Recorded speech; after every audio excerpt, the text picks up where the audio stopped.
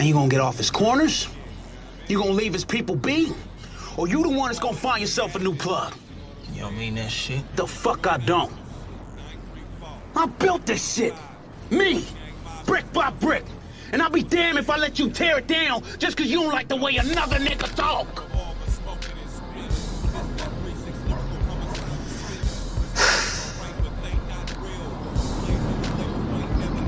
Drive, motherfucker!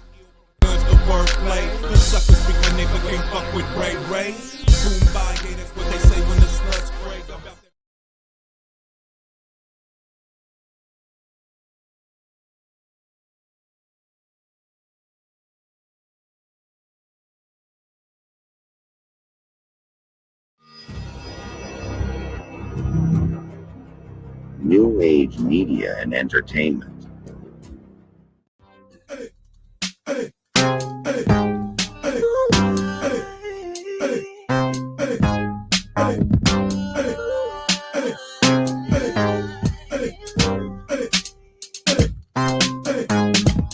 Brand new night, up in the club, don't give a fuck, I'm so right.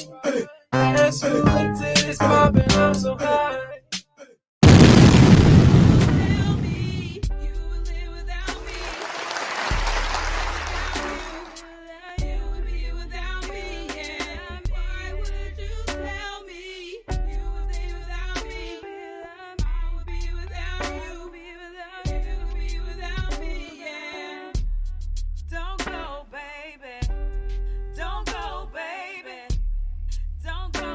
Keep it rocking, babe. Don't go, babe. Just stay, baby.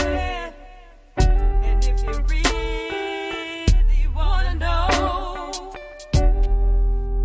but if you really wanna know, don't go, baby. Don't go, baby. Don't go, babe. Just stay, baby. And if you really wanna know.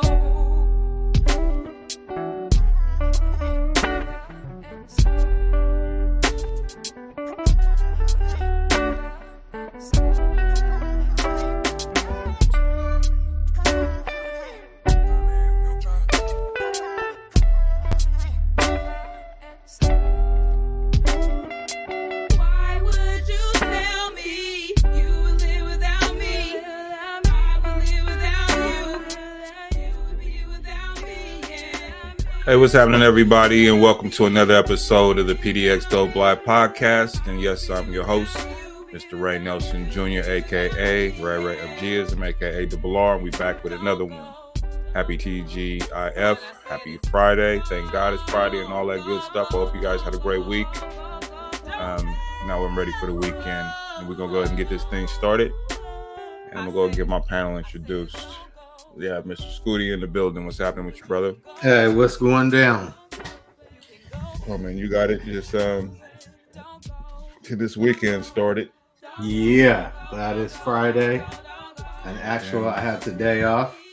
Oh, did you? Yeah, 3-day weekend. You gotta love that. All right. Yeah. Mr. Renaud Tage in the building. What's up with you, sir? Hey, what's up, y'all? Happy Friday. Yes, sir. And last but not least, we have Clarice in the building. Hey, how y'all doing? Man, I am good. Jinx, So, both y'all owe me a soda. what happened? What's that? You guys said good at the same time. So I Oh, said Jinx, both y'all owe me a soda. You know I don't really drink soda. So you And give that me nigga some just, and Renaud drops off the screen. Shit. Yeah, he'll probably hop back on here in a minute. Jeez, man, oh, there he is. Let's see, I don't know where Elijah is. Patty LaBelle may be on the show tonight. She's getting ready for an excursion she has with her grandkids. So maybe she'll be on tonight, maybe not. I don't know. So we got in the building, and in the comments we have Ebony's in the building. Hey, what's happening, Ebony? She's out in California right now, so she making time to say what's up to us. Hope you're enjoying yourself out there. That's what's up. Right. I need to get out of here, my damn self. Yeah, my boss, she was telling me that I needed to take a break. For real? No. Yeah, she was just like, dude, when am I gonna take a vacation? She did nothing all summer. And I was like, yeah, well, Labor Day though, I'm gonna take a long weekend that week. I'm gonna take the Friday before off, and then I'm gonna take Monday and Tuesday off. Oh, well, nice. I mean, got Monday. I mean Tuesday and Wednesday. Excuse me, because we already get Monday off because of the holiday. So yeah, we'll probably do that. When is that? Labor Day. That's the the 4th, right? Yes, and that's a Monday, I think. Is that right, Claire? Yeah. First Monday of September. Yeah, so that Friday, that's the end of the month. So I might just take the Friday off. Boom, boom, boom, and then take. Yeah, that might even be. That's what I'm gonna do. Yeah, but I mean, that kind of give me grief because it'd be end of the month. So I don't know how that's gonna work. We gonna try to figure it out. You gonna smash that on the 1st? Say again. Oh, because you talking about taking the 1st off. That's why. Well, no, not the 1st. It's the 31st or the 30th. So the 1st is Friday. Okay, so then you get your stuff. Oh yeah, so the 1st is Friday? Yeah. Oh, okay, yeah. Well then I'm taking Friday off. There it is right there. Friday and then Tuesday and Wednesday. And then you say you're gonna take Friday off? Yep. The Friday before that Monday, and then I'm gonna take Tuesday and Wednesday off. So then I'll have, 1, 2, 3, 4, 5 days. And I have 5 days off. Oh, look at you. Yeah, I'm gonna do that. I got like 200 some hours of time off, so shit. Why not? You go crazy at my job. We just say, hey, we ain't coming in. Sorry about that, sir. No, it's at a backstage, sir. Did you keep popping off? Well, yeah, I didn't quit moving my screen. Shut up. That's because your ass was talking all that shit about my shit last time. That's what your ass get. Listen, I got three screens, and I was trying to move one from here to there. Hey, you gotta focus on getting the first screen straight first, brother, before you go adding 2s and 3s, brother. You're right. Man, shit. Well, I want to say welcome back. We're on YouTube, to our YouTube viewers and subscribers, the people that actually fuck with us over there on the YouTube side of things. We were suspended last week, if you don't know, but we're back. So, and it's funny that we were suspended. That I was suspended from the from YouTube for showing the Montgomery, Alabama thing, and then I'll go on my reels and I've gotten over 1.3 thousand views. You know what I'm saying? Damn. So it's crazy. Like, it didn't get dropped from anywhere else but YouTube. So, fuck you, YouTube. That's fine. That's okay. I won't play violence. I will persist to cuss, though. I'm going to do that. I ain't going to control me all the way. That's crazy. But, yeah, man, they do that stuff, though, man. You got to, they control, they have to be able to control the narrative, though. So it's like there's no real freedom or nothing like that. So it is what it's going to be, man. Where is my, oh, there it is. Hold up, get free. Oh, there it is. So anyway, did you guys get a chance to take a look at any of the stories? I briefly browsed through them, but I'm looking through them right now as we, hush. Okay, all right, there you go. Then as long as you got them in front of you, then you should be all right. I got them right here, yeah. There's some good stories on that lineup. Yeah, stories. Listen, there's some stuff in there that I definitely absolutely. But there's a story that I was asked to start the show off with, and I'm going to go ahead and do that. So let me find this story real quick. Okay, so yeah. So in this story here, especially with Ebony, where she's at, I wonder, where in California are you, Ebony? Southern California. She's down in where the Disneylands and all that shit. This story takes Oh, gotcha. in Los Angeles County. So So this story is about a California man caught sniffing women at the Barnes and Noble. He's free despite his rap sheet of child peeping and over 40 arrests. So we're gonna talk about the story here. I think there's a video. Let me see. Oh, yeah, that's it.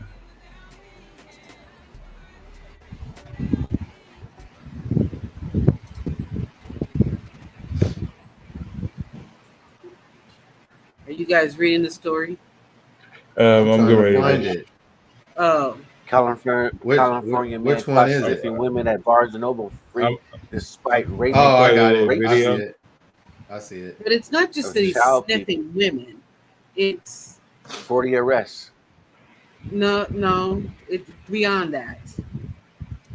Oh, There's a particular and fetish violated the with the entire time. So I sniffing. That is, quit, and today we were going to Barnes & Noble and getting Starbucks. Except I ended up being stalked and violated the entire time. So I get to Barnes & Noble and get Starbucks. I'm super excited to look at books, but this is the area that it started. I was in this corner for a while and I noticed a guy was staring at me through that little hole. And I couldn't tell if I was being paranoid or if he was just reading a book and he just happened Can you to be guys in hear that little this? corner. Anyways, it Yes. felt like anywhere I moved, he kept following me. So I recorded just in case he was trying to say anything or do anything to me. But Look I at him definitely right didn't there. You expect see him him? to do this. Like, what the actual... Yeah. And the whole time I'm thinking I'm fine because he hasn't said anything or touched me or anything. But then you notice that he goes over and does the same thing to this girl. And he'll crouch down low and pretend like he's doing something and then smell? I don't know. And the whole time I'm wondering why he's always around me. But this was our interaction. Damn.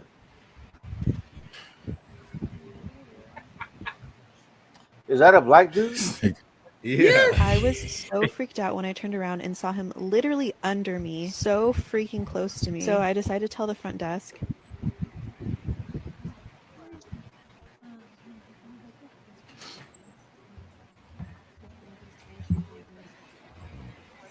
Well, I won't be tying my shoe in no goddamn store. Oh, that was my favorite move too. And then I try to walk to my car as fast as possible because I don't want to run into him. Jesus. But I just watched the video back because I was trying to figure out what he was doing so close to me. And it freaked, like, I'm so disgusted and I feel like really violated. I know he didn't touch me, but it just feels really gross and weird. And then I went up to the front to tell the lady because I didn't want him to do that to other people. And then as I was telling her, he was leaving. And so all she said that she could do was just tell the manager. I waited around a little bit because I didn't want to run into him. And I couldn't even focus. Like, I wanted to get a book, but then I was just, my anxiety was just, like, really bad. And, like, also I just felt, like, really grossed out. So I just left as soon as I could. That's literally, like, so creepy. I've never had someone do that to me. So anyway, you get the gist of the story. So this dude he's a chronic ass sniffer.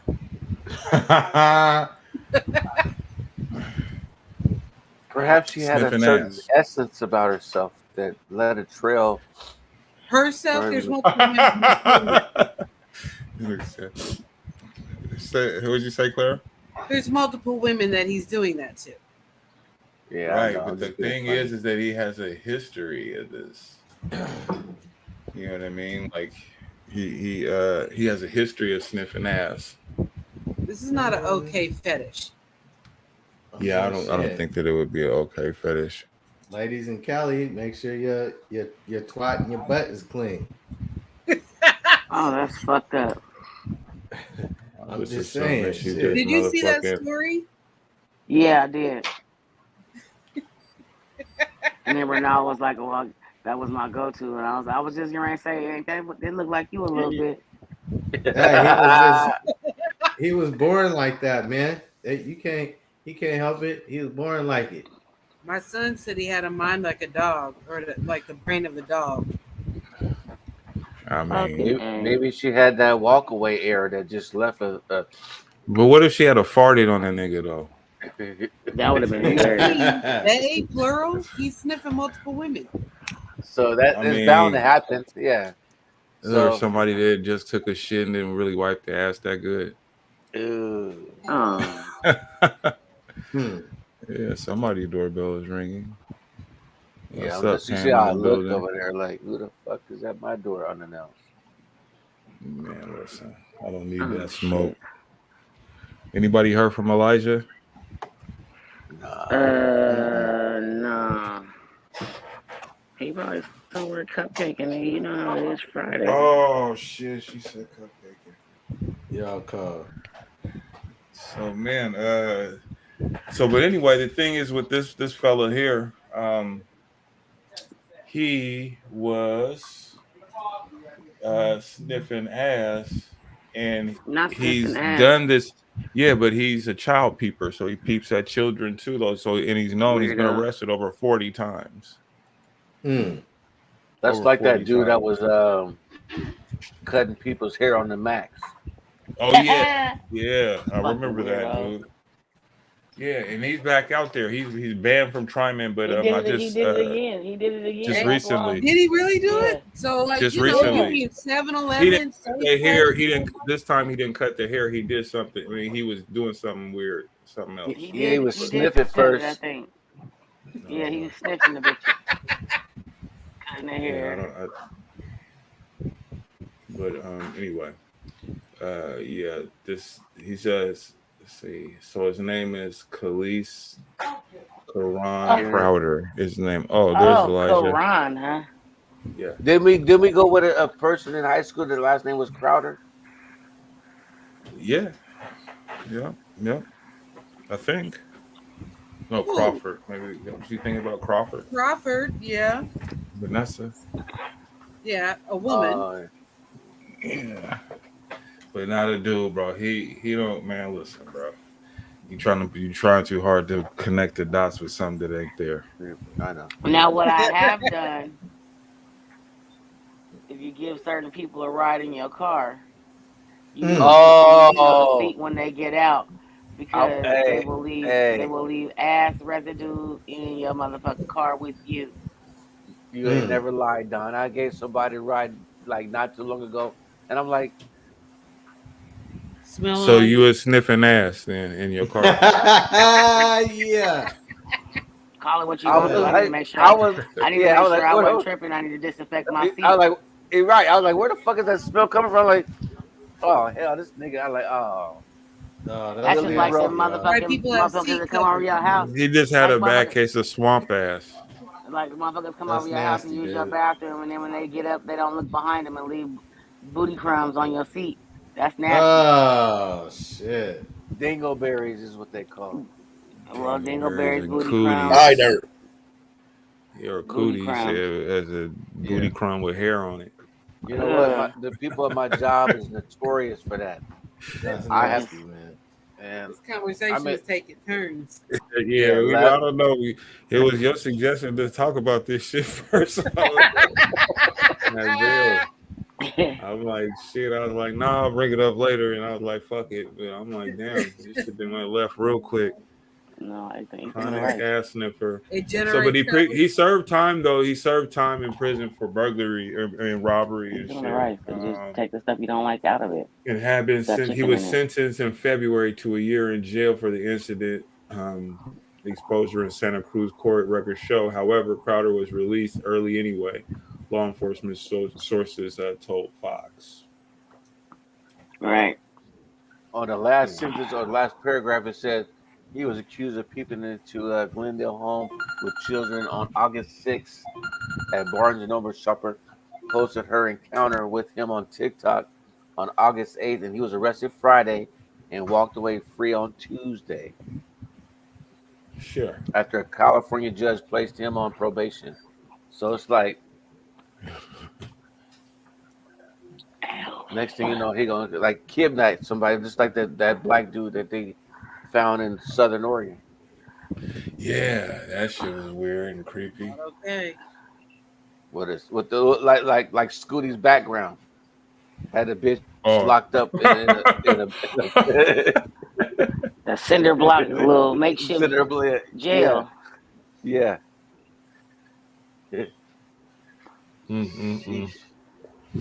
He said like Scooty's background. That ain't cinder blocks, nigga.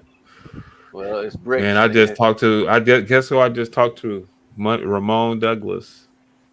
Boo boo booty. Who's Ramon Douglas? Stop it. Nah, one of my partners. I'm gonna imitate his voice. What's up, man? Hey, how you doing, man? Yeah, he still talks like the same, man. Young Kevin. Yeah, he Oh man, the bitch had me fucked up, bro. But yeah, no, I talked to him today. Where are you running to him at? No, Nate called me and he was up there on Lombard over 7-Eleven or some shit, and so I talked to him real quick right when the show was starting. Okay. Yeah, he's still out here though. I'm gonna chop it with him. I got his number. That's good to know, because sometimes you think about people, you be like, where are they at? That's good. He's all right though. I mean, he's gonna be all right. He's amongst the people, and he's kind of close to the dwellers out there with the blue tents. So you know how to maneuver. Yeah. Okay. Man, this is almost out. The TriMet barber was filming women in Portland area restrooms. You said what? He was indicted for filming women in Portland area restrooms. The same guy? The barber, the TriMet barber. Oh, the TriMet barber. The most recent thing you're talking about. Yeah. This was this. If a motherfucker cut my hair, I'm going to jail. This was just in the news last weekend. You don't fit the description, nigga. Huh? Yeah. He like white. I think he like white women. He don't fit the description. You know what I'm saying? Motherfucker just grab my. You got too much ass for him. He like white girls. We're going platinum. I promise. Damn. And theft. And first degree theft. First degree invasion of personal privacy because he was in the bathrooms filming women going to the bathrooms. First degree theft because he was stealing from them. And second degree theft for whatever else. But yeah. He ugly too. Just going in the bathrooms being a weirdo. I'm looking at his picture right now with his big ears like Will Smith. Oh my God. That's what I'm looking at too. I just shared it, but my screen is working slow. There he is. He ugly. That dude. He looked like Lawrence Fishburne a little bit to me. He got an extra chromosome. Oh, Larry. Yeah, he looked like Larry, man. Homies with the extra chromies. He looked like Larry Fishburne for real. Oh. Nigga Furious style looking ass. ass. Something with that fetish. Said what? He got something. She said homies with the extra chromies. I said he got something with that fetish. Clearly. Homies with the extra chromies, nigga. For real. Yeah, he's dangerous though. He's a dangerous person. You need to watch out because he's probably he's testing the waters. It's gonna be a matter of time before he just goes all in and try to really do something to somebody. Yeah, outrageous. Mm-hmm. He gonna cut a bitch up and make some scoop. Grandma 84 slammed to the ground after allegedly being attacked on Los Angeles bus. I think I heard about that. They got that person. The citizens came to her rescue. Listen, and then they said this man splits himself in half after jumping 750 feet off a New York City building. Well, that's what the fuck he was trying to do. Get the cable. Oh God, I think that's gonna. Let's see, I gotta not think about that kind of stuff though. That's really a splat right there. That gives you a visual. That goes back to that dude, the stunt dude that was climbing on the building. Oh yeah. Or the dude that blew himself up years ago and shook the whole hood. They was finding his body parts forever. They shook the whole hood, nigga. Remember he blew himself up, blew himself up because his wife left him or some shit down there on the beach. Oh, that was years ago. That's what I'm talking about. They was finding arms and feet and shit for weeks. Yeah, found his head in somebody's yard. Yeah. I would be irate if I found body parts in my yard, especially a head. He blew the whole house off the block. I mean, fuck. Mm-hmm. It shook. I thought we was having an earthquake. And I fell off the my fucking mama bed. Dirt's house in my bedroom, it knocked the window out the pane, just dropped out. I remember that shit too. I was where was I at? I was with Carlos and I think Sean Johnson when that happened. Come here, Dad. Yeah. He about to be the big 13, y'all. Wow, it's time flies. So did you figure that out, Don? No, I ain't even tripping. Whatever. Sit down. No, I wasn't really I just kind of gave up on that bullshit because I had found a little deal thing or whatever, but through my discounts at work. But then as soon as I went to go look back at it to make sure I could have everything paid for, they changed the price on the bitch. Oh no, y'all, that's a trick. So y'all can have it. It's all right. I may do what I got. Switch the whole plan? No. I'm just doing what I'm doing. Gotcha. Yeah, fuck it. I was just trying not to put miles on my shit, but looks like it's gonna get some miles up tomorrow. Clearly. What you doing for Devin for his birthday? Taking them to Seattle, and cause Nyrie's birthday just passed too. They're both 13 now, so we get ready to go up there and kick it. Party like a rock taking star. The oldest two, or are you taking all four of them? Unfortunately, I gotta do the whole thing, all of them. It would have been nice to just be the older two, but You nanny of the year. I know. Kamari said you're the best nanny ever. For them. No, Kamari was like, you're the best nanny ever. I said, oh, it's so sweet. Yeah, because you get to go. Right, they went to go with their mom. But you know what? When they're our age, they got these memories that you making for them, and they gonna be sitting back talking about that. Their mom. Yeah. So I had a story on here. A major supermarket with 165 locations may close doors after reporting more than $500,000 lost in shoplifting. Fucking bullshit. What'd you say, Owen? So I said major supermarket with 165 locations may close store doors after reporting more than $500,000 lost in shoplifting. Community leaders. Let's talk about the downstream effect of that, though. So, they're closing because they're out there money. You know what I mean, and it's hurting them financially. But all those employees, you think about how many everyday Americans that are out there jobs, and that downstream effect to their households, and that impacts their households, right? They probably a lot of those people have got children. Who knows who's supporting their elderly parents, grandchildren, whatever that is. But there's a downstream effect to all that.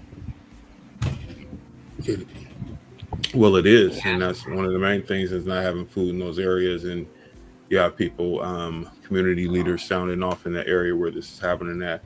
Theft has become a huge issue for retailers nationwide in recent years, but the situation is particularly grave at a giant food location in Southeast Washington, D.C. And so they got chains on the goddamn. Okay, so you know how they have things locked up. So South D.C. like at Walgreens. Yeah, like you said, Walgreens. It's just Walgreens lock everything up. Unless you in Washington County, it's locked up. Yeah, the meat is locked up with the sensors on it. Boom. All that. There you go. Then you start having going to the grocery stores right here. You go to the grocery store and then you have to ask them to unlock this because you want to get an item. Right. Because you want to get some damn Hot Pockets and shit. Listen. Hey, bro, I went to go get some T-shirts from Walgreens or Walmart. And bro, you had to pay somebody. They had to unlock it. They took it out and then took it up to the cash register when you can't. They don't let you keep it. Yeah, you can't even touch the shit. Yeah, until you purchase it, bitch. Be better off going on Amazon and buying your shit these days. Anyway, for real. Yeah, they locking shit up. It says although a closure hasn't been announced, city council person Travis White explained how detrimental that could be at a recent press conference. And so, of course, we know it's going to be detrimental. Though, what do you do about that? If people are upset, you're going to close these, and of course, they're in black neighborhoods. Yeah, Southeast DC, absolutely. Mm-hmm. Because we know it's tough times, and we know the price of food has skyrocketed in the last 3 years. Why? Yeah, we cannot afford to hurt ourselves by consistently taking from the store. Because I mean, everybody is going to be without a place to eat, and enough is enough. So they're speaking out against people out here robbing, stealing from these fucking stores. Okay, I heard that. Y'all hear about the one where they robbed a bag of crab on 82nd? They just went in and grabbed, or I guess they ordered. I think I posted a video on that. Yeah. And they ran out with the fucking bags of crab, at a restaurant. Yeah. Really, bro? Just a little young, some little young teens. Youngins. Yeah, they was.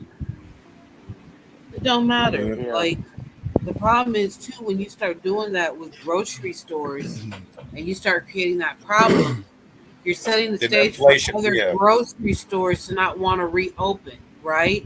And then that creates a food desert in other communities, right? So you got people out of work, you got a food desert in communities, which generally end up being poor communities. Now they have to travel. Those individuals don't have cars. You got to travel. How you doing that? Getting on the bus, doing whatever you're doing, trying to get a ride. It's such the magnitude of the problem is so large.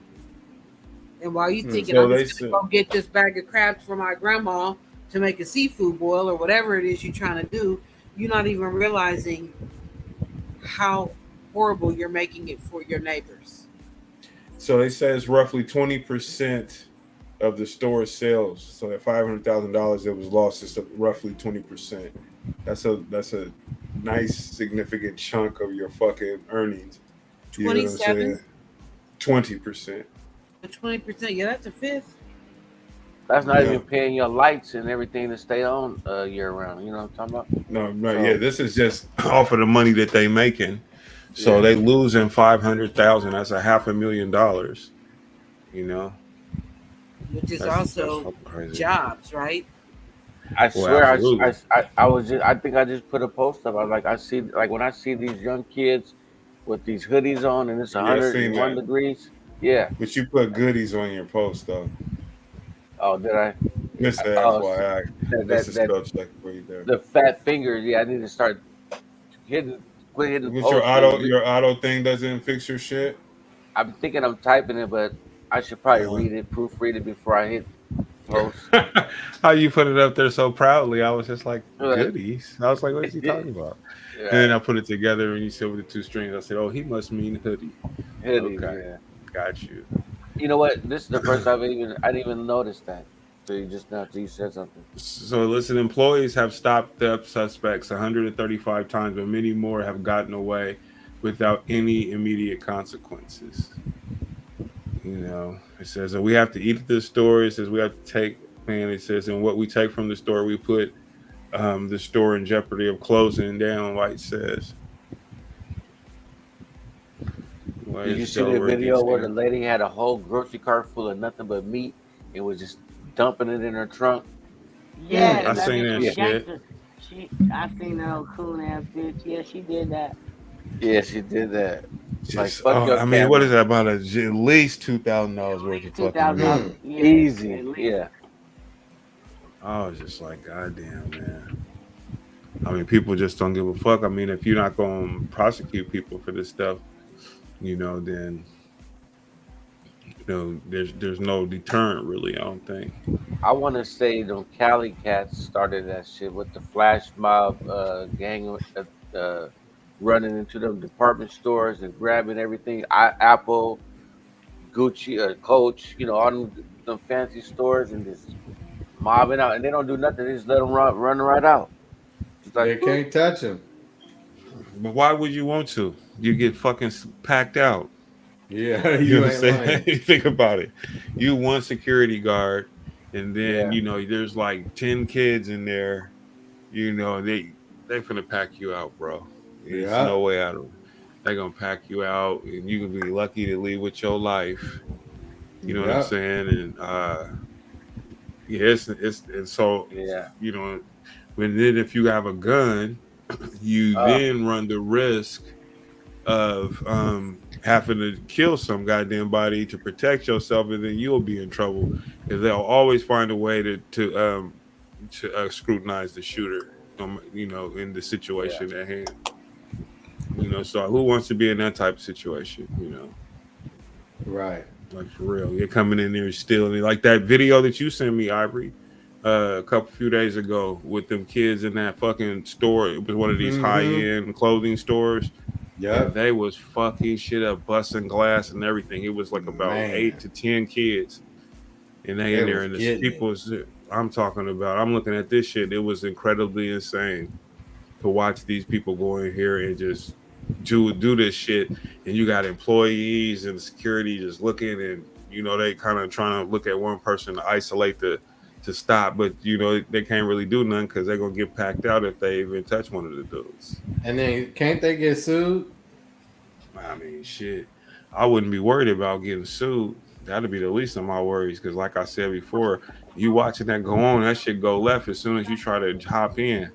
Especially if you ain't got no help and you got that many. You see how many people was on that video, bro? Yeah, it was a lot. Man, shit. I mean, they can take what they want to take. I'm not doing nothing, bro. I'm not getting involved. They can get sued. They can get sued. So like I was getting some yard equipment at Home Depot, and it was that situation where they had to like, you got to get out and walk it up here. They were telling somebody this, and they were asking about it, and they said, well, there was a situation where somebody was stealing something. One of the employees tried to stop them. Somebody in there got injured. I don't know who got injured. It was either the employee got injured, the thief got injured, they all got injured. I don't know. Home Depot ended up getting sued. And so now their policy is like, nope. We're going to lock this stuff up, but if somebody runs out and tries to steal it, don't touch them, don't do nothing. Let them have it. Let them go. Right.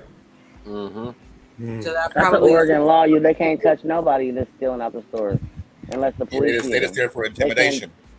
They can't do anything. They can't touch you. Well, like I said before, who's taking that job? A lot of motherfuckers, they just know they like shit. Well, I get paid by the hour. Shit. Yeah, they get paid regardless. Like, so they ain't tripping. Period. It's not their stuff.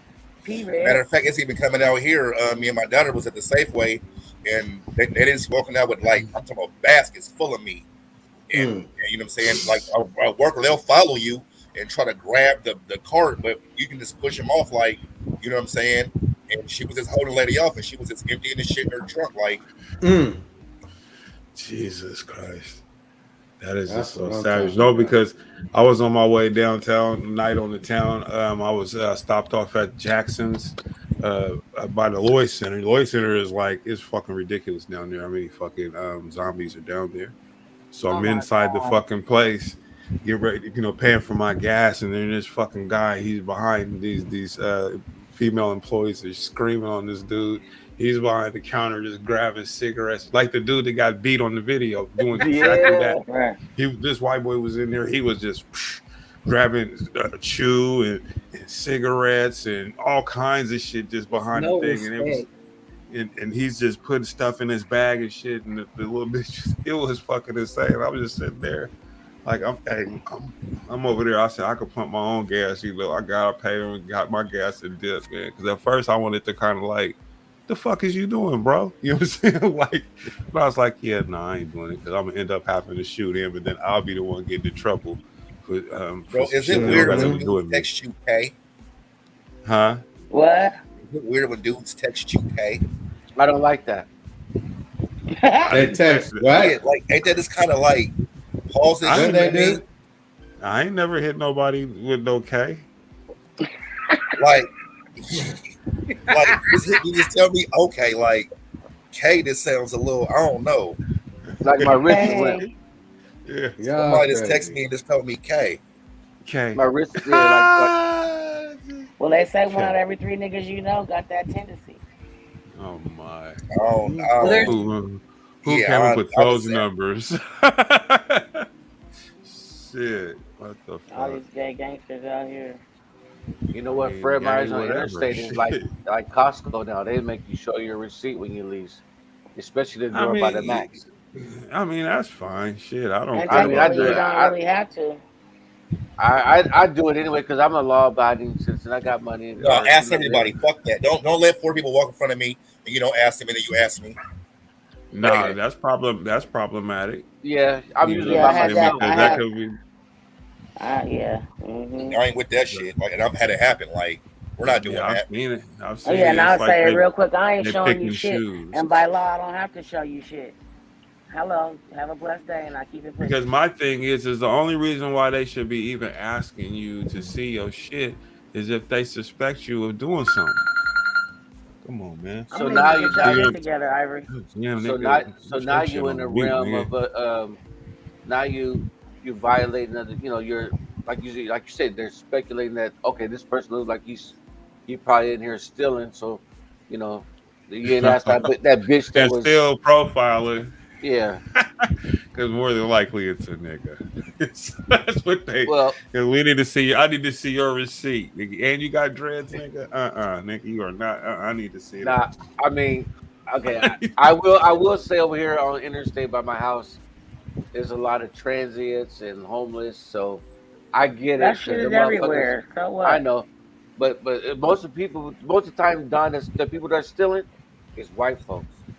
Yeah, I know. You say don't hold me accountable for your lack of leadership. So I mean, you say that. Why you say that, Renaud? It's mostly white people. Because that's what I see. Because them motherfuckers are coming here with I see them watching with a wagon, nigga, with a wagon, and pull that shit. With backpacks and load that shit up with the radio flyer wagon. Yeah, we live in Whiteland, Oregon anyway, so of course you're gonna see a lot of more of them, but I do see a lot of niggas stealing too. I do. Renaud, you be over there at one of the major hubs, nigga, Dawson Park, right? Nigga, what are you talking about? Let's start there. You know what I'm saying? And I am purchasing. Sure. And so let's hold on. Get all the chicken wings, all the steaks. All this shit that we talking about right now, the thievery and the shit that might cause fucking places to go. This nigga partakes and buys the illicit goods that are taken from these places. Now, and so do you. Okay, I was just finna say that, but she beat me to it though. So I'm gonna just go ahead and let that. Hey, listen. You know who could just pass over a great deal? I mean, listen, bro. I'm not passing up no laundry soap, no dish soap, no nothing. Nigga had 20 pounds of toilet paper. Oh, so we can say everybody on the panel. What's fucked up is now Nike closed and we won't even get no real discount. Well, Dawson Park was getting real discount on Nike. Well, you know what I'm saying? But all the other boosters, they was stealing them, and they was 110 in the store, and they want to sell them to you for $97.50. You know what I'm saying? Like bitch, buy. He said $97.50. Clearly. Yeah. Oh shit. Like, you ain't no real booster. Oh man, that's terrible. So I guess we would be part of the problem. Yeah. Perhaps. So we might as well. So we should probably move on from this story. Things are starting to come out. Niggas are snitching and everything. So let's move on. All right. We incriminated ourselves already. Yeah. So. We buying hot products and shit. Clearly. Yeah, well, they can't find mine. I get the laundry soaps and shit. Yeah.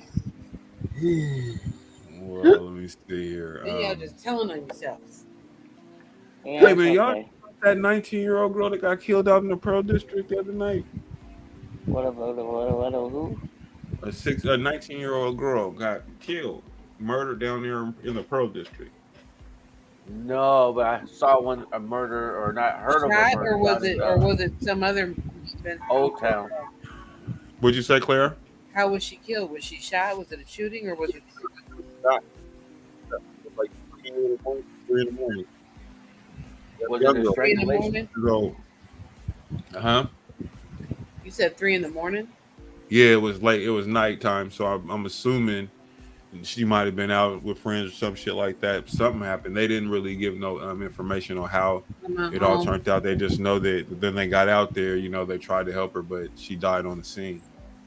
19. Oh, little Yeah. Tink Tink. I struggle with calling a 19-year-old a woman, but that's a different conversation.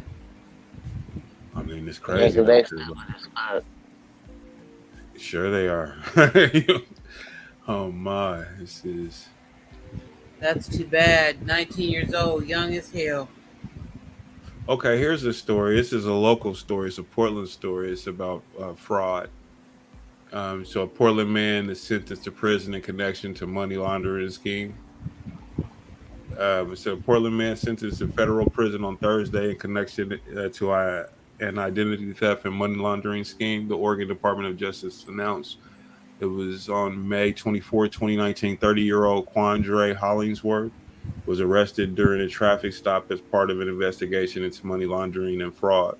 According to court documents, Hollingsworth was arrested on a parole violation warrant for a state robbery conviction. During the arrest, authorities found multiple ID cards and credit cards in his wallet under different names, along with a receipt for a storage locker, which authorities later found an AK style assault rifle, ammunition, stolen mail, passports, driver's license, and birth certificates inside, officials said.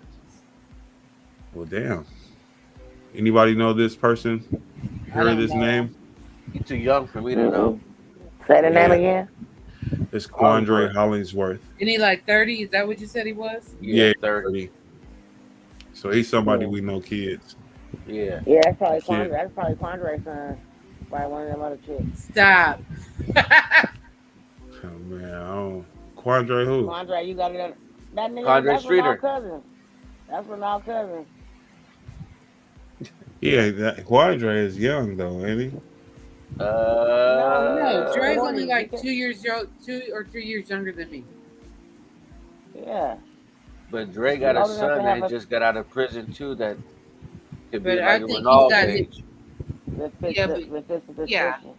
Like, Nah, like his son is like maybe 4 years younger than little Ronald. and then he's got another son that's younger than that. Yeah, way younger. Yeah. Okay, well it's not him. No. Shit. And And know you that don't- nigga would. You know his last name would have been Streeter anyway.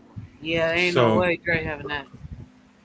Listen, so Hollingsworth was charged with criminal complaint on one count of bank fraud on July 20th of 2022 and was later indicted on October 18th for illegally possessing a firearm as a convicted felon and conspiracy to commit money laundering. He pleaded guilty to both charges and was sentenced to 48 months in prison with 3 years of supervised release and was ordered to pay $73,904 of restitution to the victims. How's he gonna pay that back? You're With the not. money he stole? I mean, I don't know how that works. I don't want to know how it works because that means I would be involved some way or another. So I'm going to say Right. whatever. However they get it back, I mean, he might have some funds they might be able to liquidate or whatever, but who knows? But you know what? For him to be 30 years old, he was a sharp kid. I wish he would have used his mind for better things, though. Yeah, well, he was smart enough to dupe people Yeah. out of their stuff, you know. Yeah. Yeah, I put the story on here about the hospital's legacy in them. In Oregon Health, that would be two conglomerates that could probably do some good. Don, who you work for? Or where's she at? The hospital. She works for She works for Providence. Okay. PC I got my one. insurance through Providence. Or our company insurance is through Providence. And I've been satisfied so far. They paying a lot of my bills. Oh my. So yeah. See, so thought I lost my baby. Shocked Wisconsin mother finds 1-year-old alone in daycare at pickup center closed indefinitely. Oh my. And of course it would be dun dun dun. We ain't gonna talk about that. We're just gonna talk about the story. So anyway, a Wisconsin working mother has filed a police report after the son's daycare, Amazing Maze Child Care, closed for the day, and her toddler was left alone inside the building. Kendra Jordan says she dropped her son off at the Milwaukee Child Care Center on Thursday, August 10th in the afternoon before going to work her shift. When the mother returned to pick her 1-year-old to pick up her 1-year-old Vontae around 11:30 p.m., the business was locked and closed. Says according to CBS 58, her son was still in the building alone and could be heard crying through a cracked window. It was shocking, it's traumatizing, it's stressful, and it's emotional, Jordan said. Jordan says she called 911 to see if officers from Milwaukee Police Department could help safely get her son out of the building and locate the owner, Tequila Yeager Mays. And we didn't reach her until about 35 to 45 minutes after the whole situation had started, Jordan told the station. Eventually, Jordan was reunited with her child. The entire ordeal lasted hours from the time she called the police to the time Kay Vontae was in her arms. And it's spelled, yes, Kayvontae. Yes, that's Kay Vontae. So many thoughts were running. So anyway, what the fuck is going on here? There's so many layers to this. Look, a whole lot of not what's supposed to be going on. How do you forget a child? A small child is in there. You don't have some kind of method. You don't have a double check. You don't have a head count. You don't have a sheet of who's brought their child in and made sure.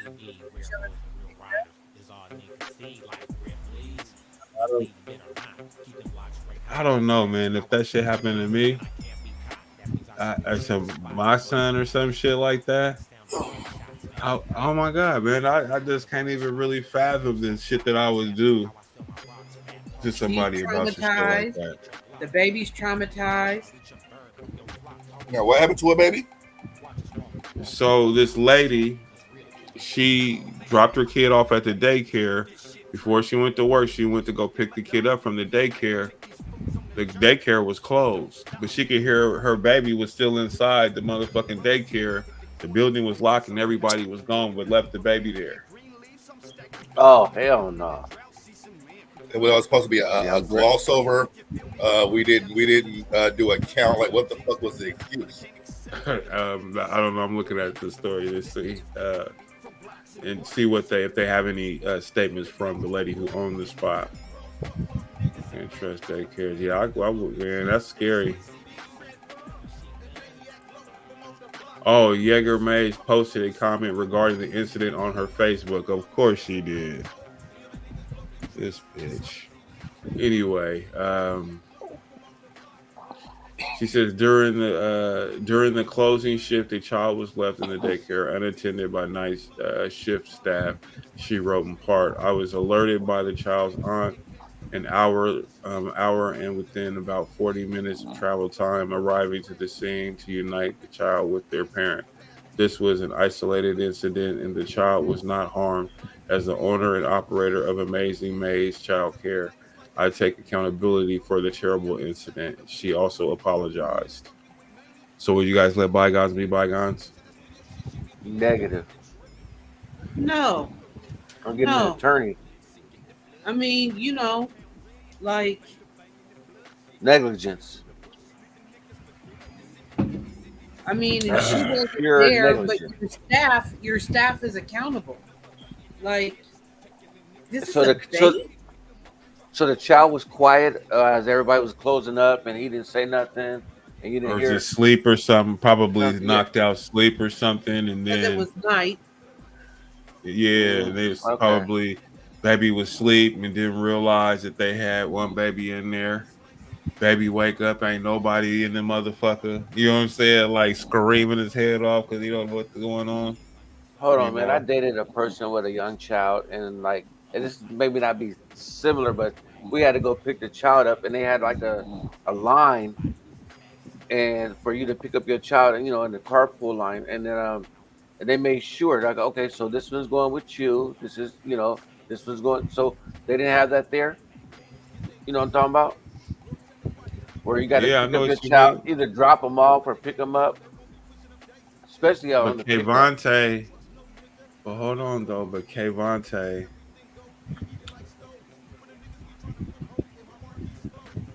okay, so hold on. We're gonna talk about this facility. What's up with you, Mark? Oh, he eating. Oh, what's up, fellas? Yeah, Man, you got it. I work late tonight. Oh, got you. Yeah. Let's see here. So let me see how it doesn't say how old the child was. The 1-year-old. Yeah, Kayvonte is 1. Yeah. He's a small child. Yeah, Kayvonte is 1-year-old.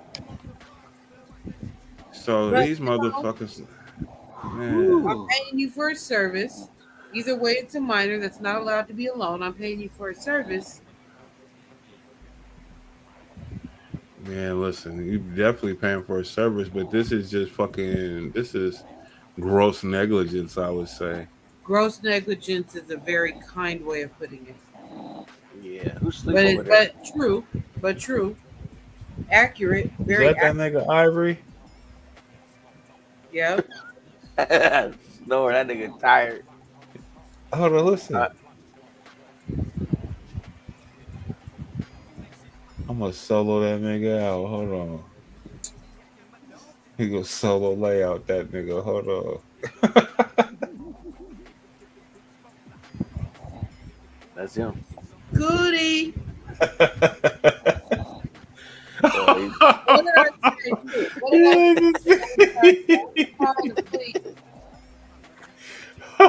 Oh my god. That nigga didn't have ice cream smoothie. Oh, you hear that? Oh, I've done that myself, so I can't laugh. Well, at least he got himself off the screen. Well, we can definitely hear that. Hold on, let me turn the music off, bro. You heard that? Did you hear that? Yes. Nobody sleep, you sluts. Okay. He said, well, who is that? Is that Don? It's Don. Yeah. Oh, hold on, solo layout. Yeah, that's it. It's definitely her. She had a long week. You see the face? Oh wow! Somebody record this. It's recording. This is live. Sure. Ladies and gentlemen, Petty Lou is not. She had a long week, guys. You can't knock her. Oh. PDXDOPE Live. I need to move to earlier hours. The late night's not sustainable. Damn it. I mean, but she was just involved and she just out of there. Okay, let me remove it from the stream. Her OnlyFans page is making her tired. Oh shit. That was fucking classic. Oh, she's gonna hate life when she sees that. Yeah. Oh my god. I'm so finna hold on. She still I just removed her. Oh, hold on, let me bring her back. She might have been one of the kids. Oh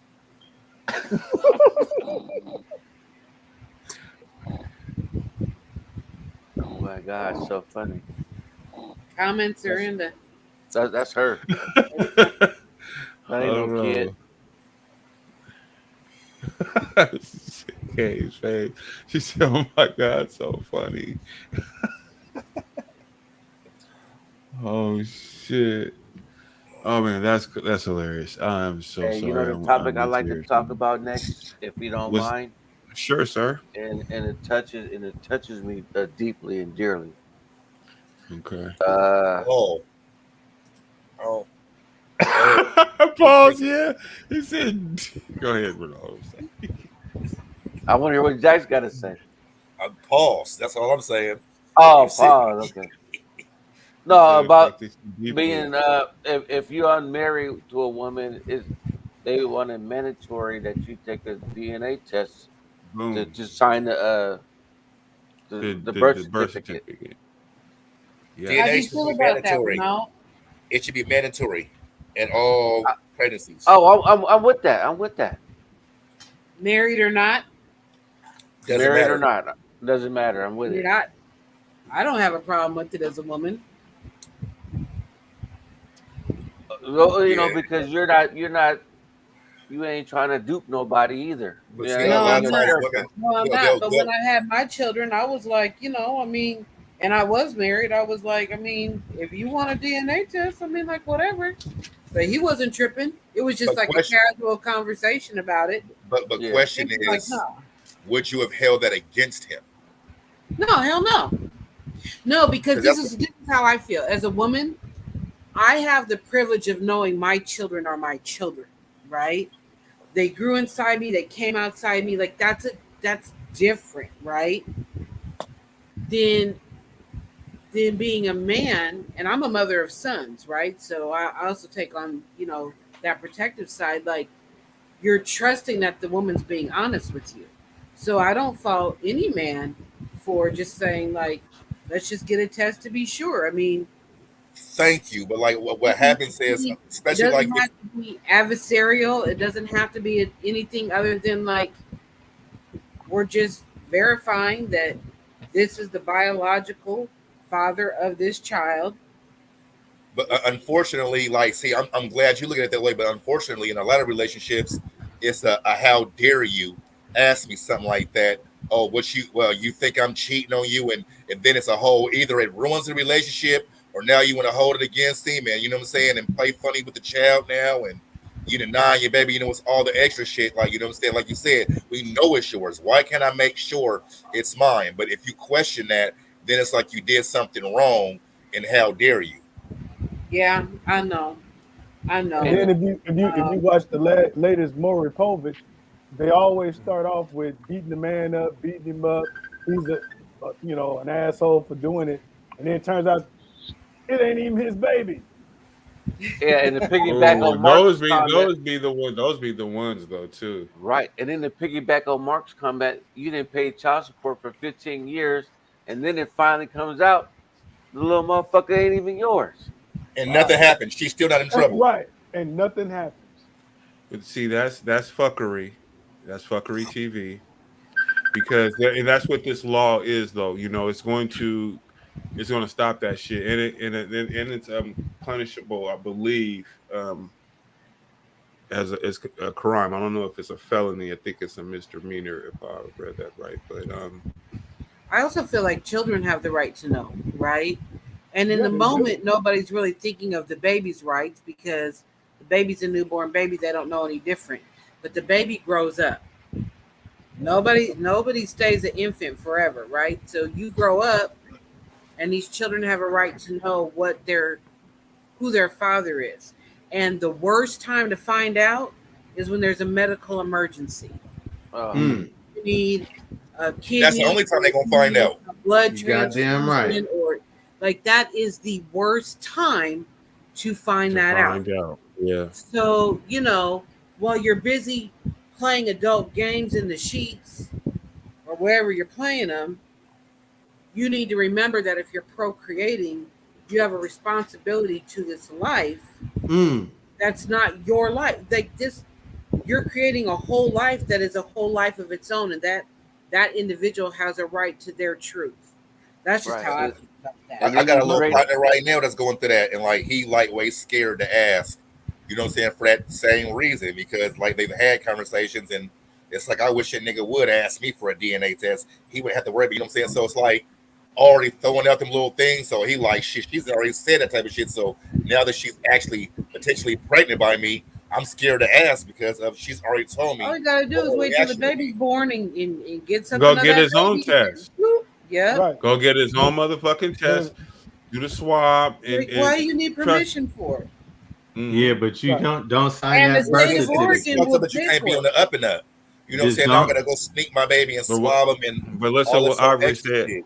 Yeah, you Go can't. ahead. Don't sign the birth certificate.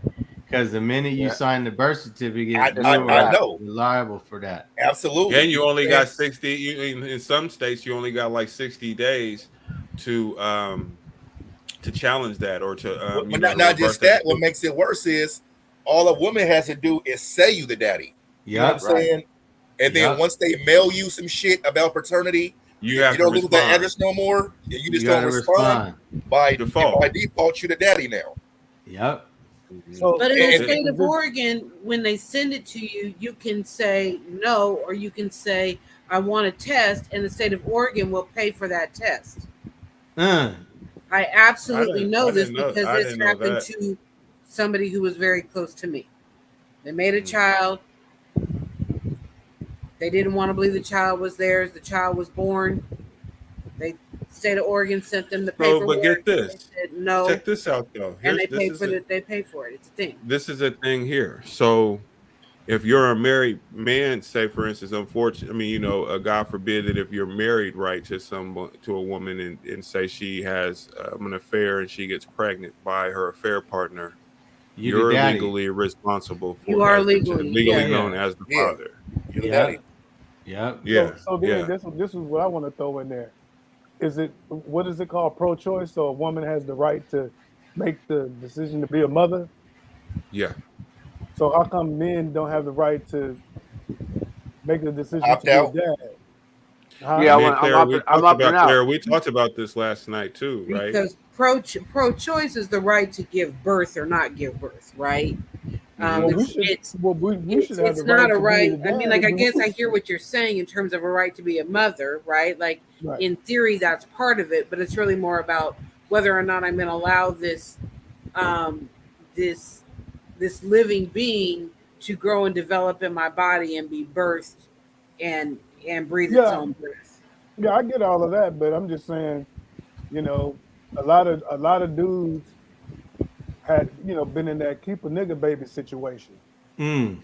Well, you know what? I tell you the truth though, Mark. Here's the problem with women doing that shit.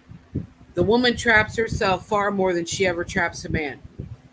And you might not feel that way as men, but I'm telling you, I'm speaking as a woman. Go have this conversation with some other women. Oh no! I don't. They trap themselves far more. I don't actually not disagree with you, but what y'all don't see is, and this is what I've said over the years, they either get us caught up in the criminal system of jail, or it's a financial jail, child support, or the financial jail. I hear what you're saying, Claire, but a lot of times what happens with the keep a nigga baby is the woman, you know what I'm saying, she has a mama or an auntie or something that she can drop the baby off to while she go live her best life, you see what I'm saying? And then she continues to have children because now, you know what I'm saying, my rent is $0. I hear that. I would say a lot of that's perception, though. I mean, I hear you. But a lot of that, I'm not saying it's always that case. I'm saying in those instances, I'm definitely not saying that's a blanket statement. I'm saying in those instances, there should be something that blocks that. Like, you shouldn't be able to continue to just lay up and fucking have children, you know what I'm saying, with no intention on. Well, you know what it boils down to? Hold on. Before men or women, we pay to lay. So that situation, Jax, that you just brought up, that came up in my child support case in Oregon, because she was trying to get them to really hammer me with child support, and they was like, "But hold up, you live at home, you got a job, and you trying to get this man to pay all of this," and they pretty much told her to go kiss Jesus. I ain't gonna, be disrespectful. But all of that came up, and she got pissed. To this day, because of that ruling, I don't have a relationship with my youngest daughter that lives in Portland. That's bad. And she's 30 Sorry now. about that. What? Yep. My situation was more clear cut, straightforward. It wasn't, it didn't get crazy or nothing like that. This is what I was supposed to pay, and I paid it. It was cool. Whatever, you know what I'm saying? So, but it's like a fraud thing and a birth certificate thing. And there's men out here that'll sign a birth certificate and won't even take a DNA test and will just go off of what a woman is telling them. I just There's a watched lot it. of them like that. Yeah, I was sharing it with Claire, and the judge asked this guy in this one case that I was watching the video, the Pink Book lessons lady, and the guy was like, the judge asked him, "Do you want to, determine? What they say, establish paternity, via DNA test?" And he said no. Mind you, he's her lover. She's a married woman who's pregnant. And it was her lover. I mean, you don't know. It could have been, it could have been her husband's baby. He was trying to keep her. Yeah, but he's just he's the side piece.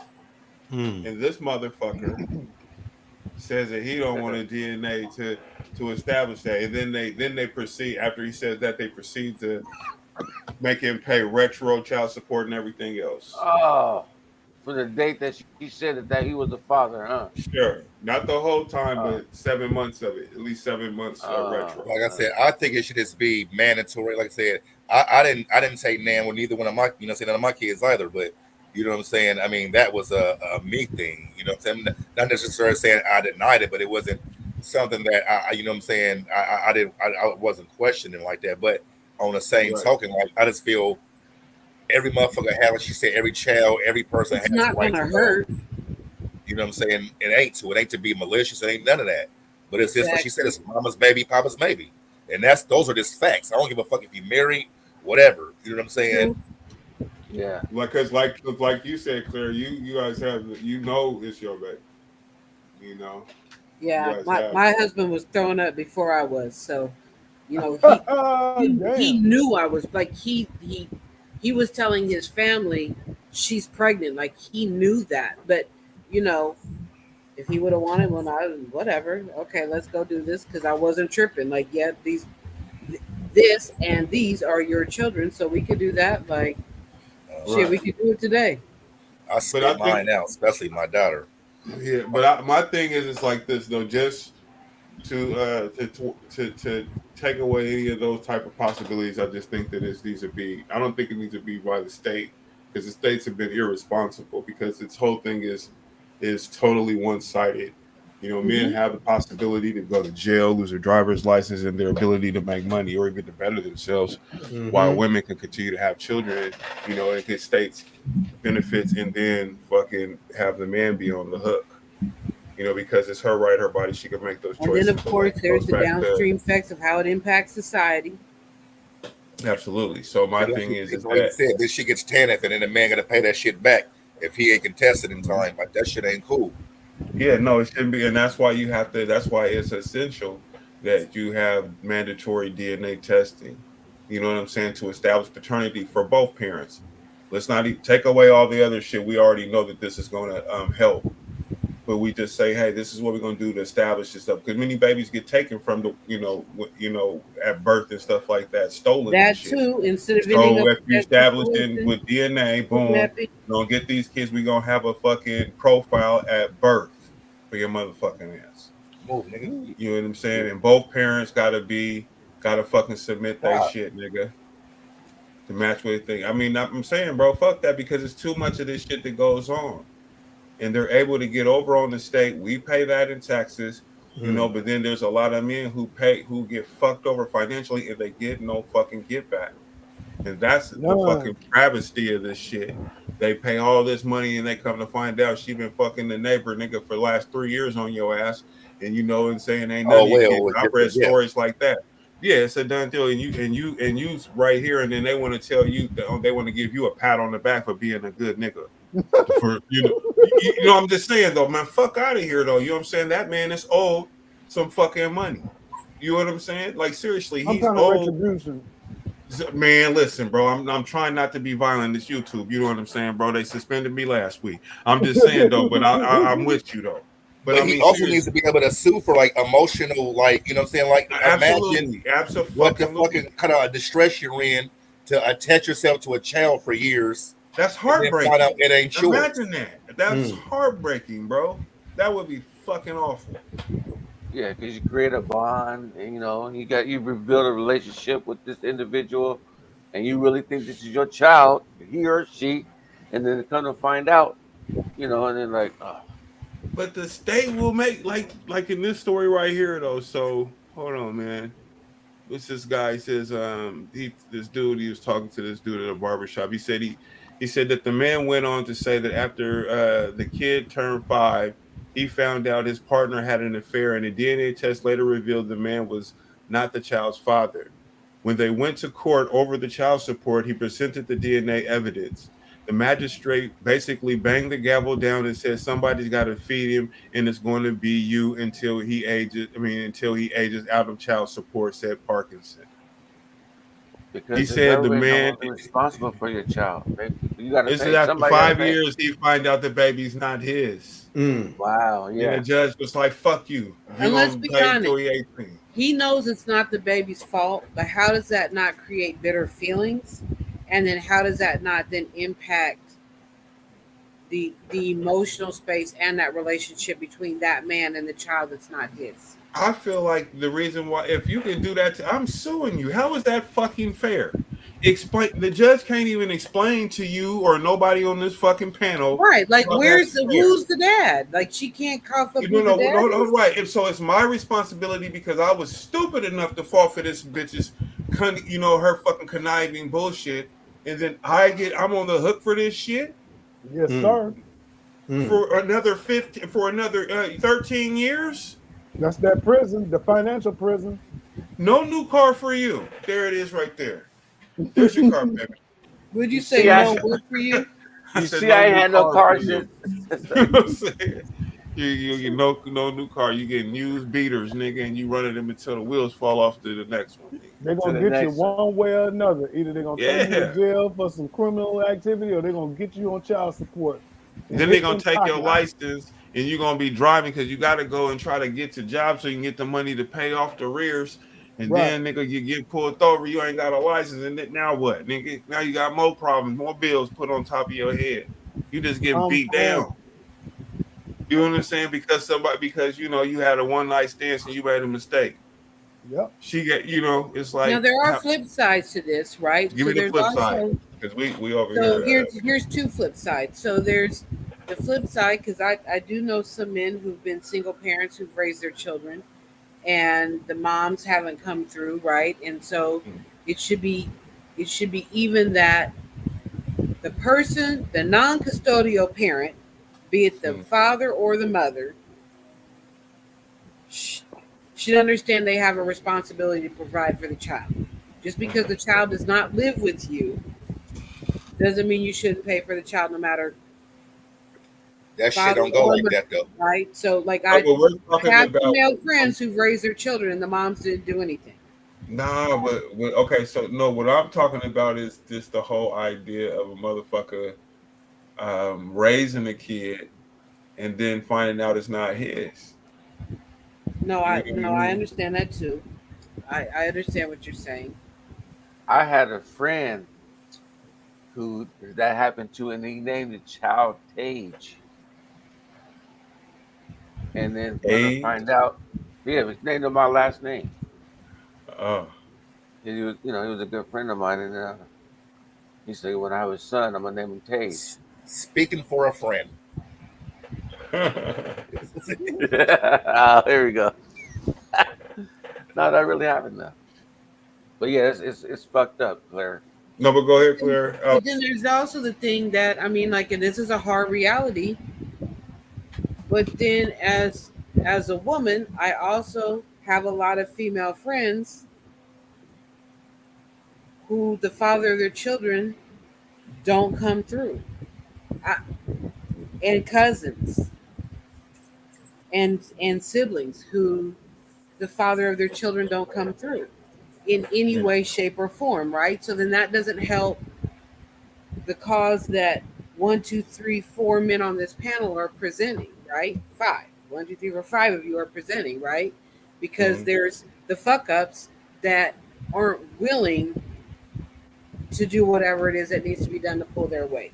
It doesn't even have to be through child support, although I personally am a fan of child support because I feel like if you pay child support, that is your proof that you're able to prove to the state, like, I provide for my child.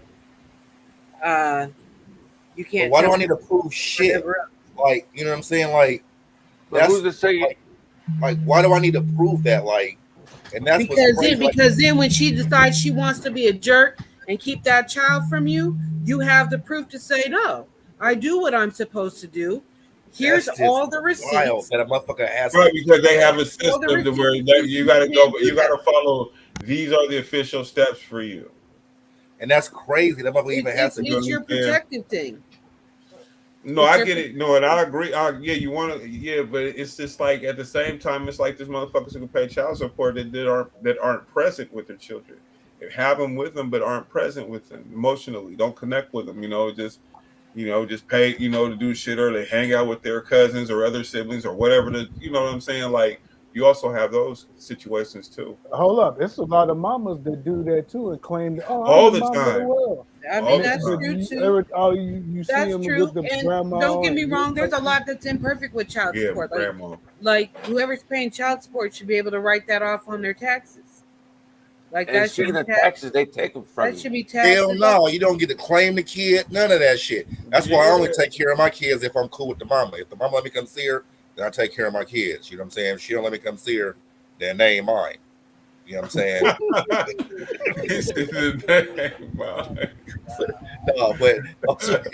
but like that shit is just crazy that, you know what I'm saying, that like when it comes to tax time, none of that shit, like, you don't fucking matter. Right. I done heard, you know what I'm saying, she got 5 kids by you, and you gotta ask her, can you claim one? Like, yeah, I don't think that's cool. We split that down the middle. I wouldn't know. I'm not no asshole like that. I claim one. And then they wanna ration to you what they think you owe you. They can here go this $200. Like, you know what I'm saying? This wild shit. Like, yeah, I've seen people do that too. I don't want to put all my business out there, but I relate to all of that. To the point to where this person decided that because she didn't work, she was going to fight me tooth and nail to get custody of my daughter because of money. Because if I'd have got custody, then she was going to have to pay the child support into the state of Oregon. And guess what? I would have got to claim my child on taxes because she's living with me. But see, my child is 30 years old to this day, don't even understand all of that was happening. No, they don't. Oh, you just. But see, and that's the problem. That meanwhile, there's a child. Right. And she needs to know you as much as you need to know her. I mean, like, this matters in terms of our own growth and development. It's important that we know our parents, but it's important that we know our children. That goes for dads as well as moms. Like, this is some real shit. And everybody suffers when that can't happen.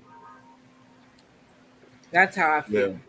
No, I done seen him live with the woman and still be on child support at the same time while he living in the house. Women, say that again? I've seen a dude live in the house with the mama and the children and be on child support at the same time. Should have got married.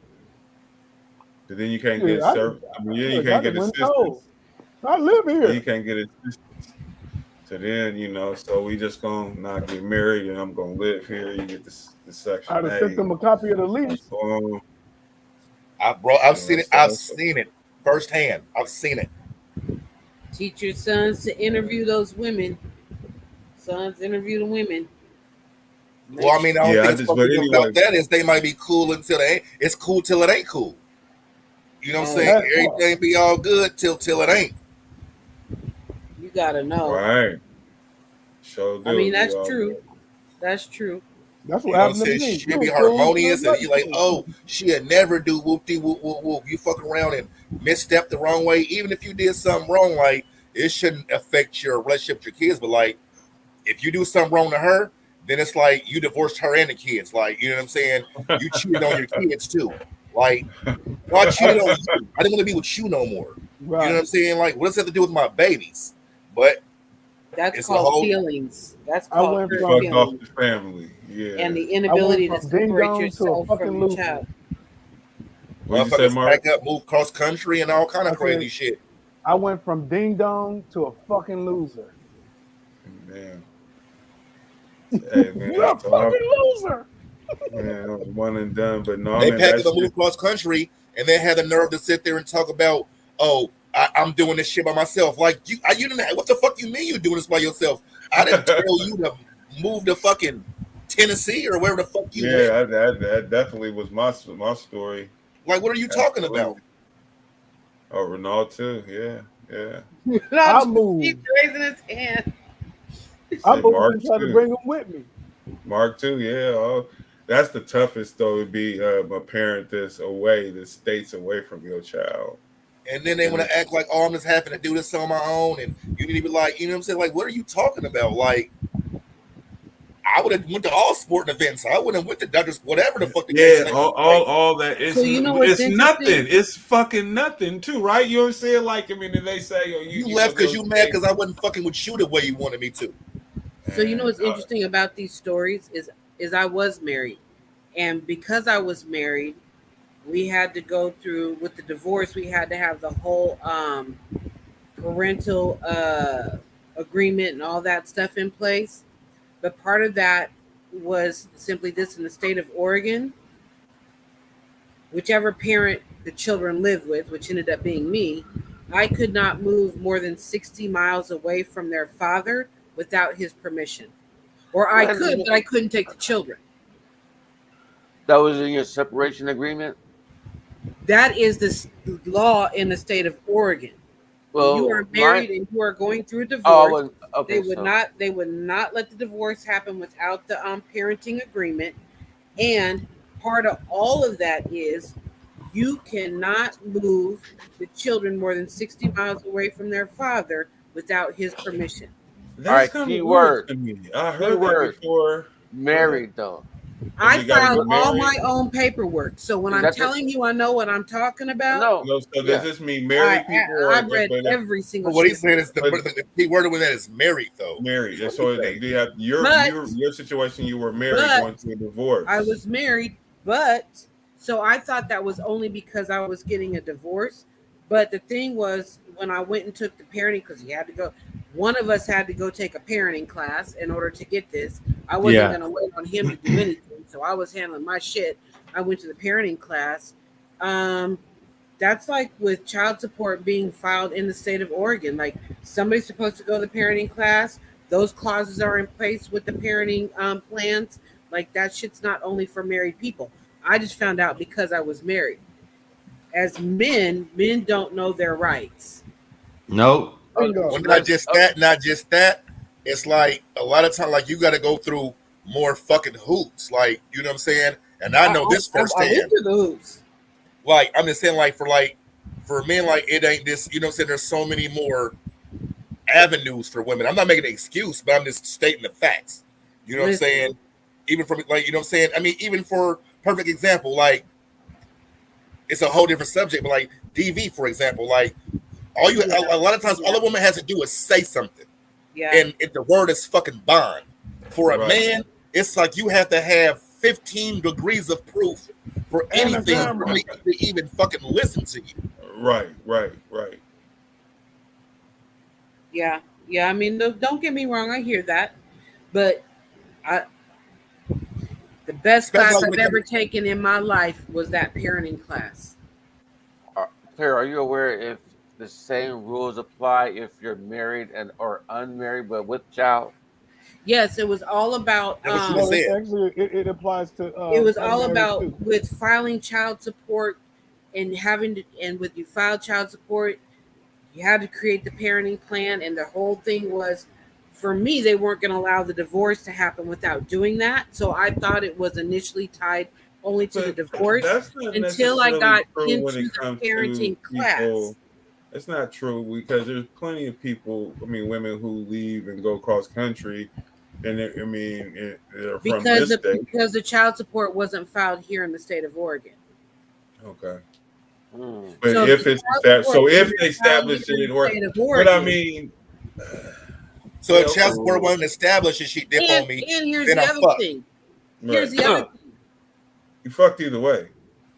When you're sure you can pack up you can pack up and go, and if they don't fight you on it and go down to the court and figure out what can I do and yada yada yada yada, then there's that roadblock. But this is just what I learned. I thought it was only because I was getting divorced, but there were a whole lot of people in that parenting class with me that were never married. They were not married. They weren't going to be married, but there was child support involved, and it's because there was child support involved, they had to file the parenting plans, and all those rules came into play with that. No, let me. Can I jump in? Because I got shafted then. My child support came out of Oregon, and I must say, I ain't gonna lie, Oregon is.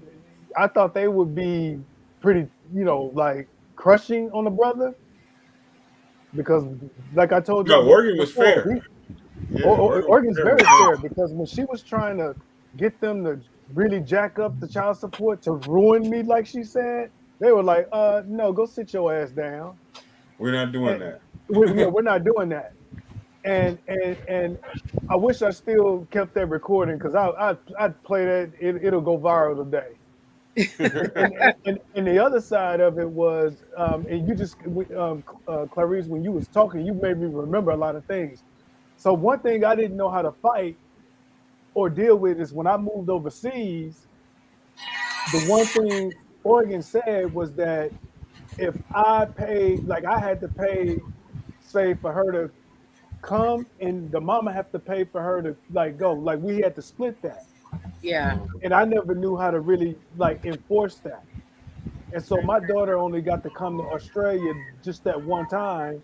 And then I found out that, look, yeah, you can pay for that, but the mother is also obligated to pay the other side of it too, because that's establishing that what you were talking about, the parenting agreement. Yes, exactly, the parenting agreement.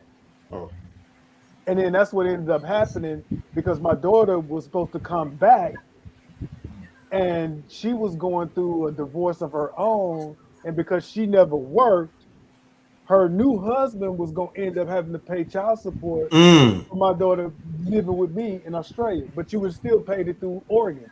And that's when my relationship with my daughter went sideways. And my daughter to this day don't even realize that. Yeah, they gotta fix these. They gotta get this shit together, man. Yeah, they do. One of the things they said in the parenting class is that courts actually don't really want to be involved, right? What's happening? They don't want to bastardize children. You're asking for judges and sometimes in some cases lawyers to make a decision on your life, and they don't even know you. They don't know you. They don't know anything about you. They walk out this courtroom like they don't know you. And so they really want the parents to try to be able to figure that out. It costs about an average of $20,000 per person to go to court if you actually go to court over it. And they were like, across the board, across the states, they realized how much money was really being lost and how much court time was being taken up for this. And lawyers don't like it. Judges don't like it. Family counselors don't like it. The parents don't like it. The children don't benefit from it. So they really, really want for adults to be able to try to figure this out. But, sometimes people just can't. For me, I got the paperwork. I filed my own divorce. I filed all my paperwork on my own. I called him. I said, hey, let's have a conversation about this parenting plan. Tell me everything you want if you wanted to take me to court. I said, let's go through it, and I want you to look at it like that. And he said, I am not fucking up my kids like that. He was like, there is no way. I am not doing that. And we went through every single line item on there. I filed the paperwork. I paid $130. He paid $130. Done data. Yeah, but you guys were mature enough Yeah, you're a to mature. have that Right. conversation. Everybody ain't that mature. Now you Let me gotta. tell you, it's hard to set your feelings aside because it wasn't that I didn't have my feelings. I had my feelings. I just didn't want my sons to grow up and be fucked up like so many people in our generation because of what our parents. But You see, know a what lot I of people mean? don't see past their But feelings. There were you so many of us. you have feelings, but you didn't have vindictive feelings. Mm-hmm. No, Right, you're right. truth. See what I'm saying? That woman scorned and you Yeah, know it's a what? bad thing. Yeah, what wonderful webs we weave Hey, when hold up. trying Hey, to Ivy. deceive. Shit. You remember my baby's mama? Who? Aaliyah's mom? Uh-uh. Yeah, you do. Lee. She was the tall blonde. Nah. Who is You'd it? have to show me a picture. Man, I ain't even got no pictures of her. That's been so long Yeah, ago. you do. Yeah, No, you I do. don't. You Nah, what's remember Lee? She was blonde, tall. She Well, the first word is where that went wrong. you know the funny thing, people was warning me, it's like, Mark, stay away from her. That's bad news. But I thought he would remember because, like I said, she Nah, came you across was as this cycling through real. them, brother. She was this real docile. Hey, ding dong. And boy, when she went sideways, woo, boy, You had Yeah, all they the all smoke do. for you. woo, boy. Had all the smoke for him. I wouldn't wish that on nobody. Look, Hey, like in my stand-up routine, I say that's the best contraceptive money can buy, boy. My second baby's mama. Man. yeah. I ain't had no kids after that. Well, I mean, Wasn't you nobody already else got it taken care of with the first two. shit, the second one, boy. Oh man, everything I went through with that woman. See, that's the shit there, bro. That's just tough. That's tough Look shit at him. to He deal can't with. even talk. You see I what I'm just want saying? you to be able to have a relationship with your daughter. This is where this is getting me at this moment in time. Oh, hey, that's shit. The value that's there for that is insurmountable. Who you telling? And you know what the crazy thing about it, Clarice, is that little girl is more me than she ever realized. Of course. I'm gonna tell you, one day when I was in Sydney, me and my ex-wife went and had sushi. I had salmon and a Lipton peach iced tea. It was a Saturday. And Sydney is a day ahead of the US, right? Mm-hmm. Do you not know the very next day my daughter had the same exact meal and posted it on social media? All the way to the drink. Damn. That's crazy. I'm sitting there like, and I woke up to it like. Have you reached out to her? The last time I talked to her is when my mom passed, which was in 2016. You say 10 or 16 years ago? No, 2016. Oh, 2016. And she just blocked me on Facebook about 3 months ago. Oh, she's mad at you. Oh man, she done took on her mom's venom. Damn, bro. She's living her mom's emotions. I mean, like I get Right, that. right. That's a real thing that happens. That's fucking terrible. Or she might be feeling like, you didn't want me, you didn't fight for me, like you never know. I could think of a lot of ways that No, you're right. You're absolutely right. But you know what though? But that just beats me. No offense, but it's just to these women, like they're not your daughter. She's not that smart. Then you know what I'm saying? Like you can't. You have to know that when it's always the mom side of the fucking story. It ain't never the dad side of the story. So you can't. You have She's to be 30. objective. You know what I'm saying? And unbiased in this shit. You know what I'm saying? And look at that. That's logical fucking thinking. There has to be. Why isn't he around? Why you don't like him? I want to find. You know what I'm saying? You're gonna try to figure this out because there's two sides of the story, and she ain't even heard your side. And so. Hey, it's funny you say that, because right? at 30, you're not there yet. I'm just saying though, it don't matter, man. You're 5 years old or fucking 25 years old. I'm saying like, how the fuck, you know what I'm saying? Like as a kid though, just because the kid has been manipulated and brainwashed. Okay. Yep. So imagine a kid, he must have been told for over 20 something years that his dad left him and didn't care Not about him. always. You My see what I'm mom never saying? said anything negative about my Sometimes it's dad, what but they my don't dad say wasn't too. around. Yeah, but what I'm saying is when the women have ulterior motives and trying to keep they secret to the grave with them, they don't even share anything with their family, or they close friends or things like that. Now I say that because from personal experience. Now Ray didn't know that I hadn't talked to the kid that I was raising as mine, who I thought was mine. I hadn't seen him in 7 years. You see what I'm saying? Ray happened to be coaching his football team. When me and Ray was talking, he was like, "Man, come down to you come down to we practice at Madison. You can come down, you can get on the field, you can coach him, whatever." Ray didn't even know, had no idea.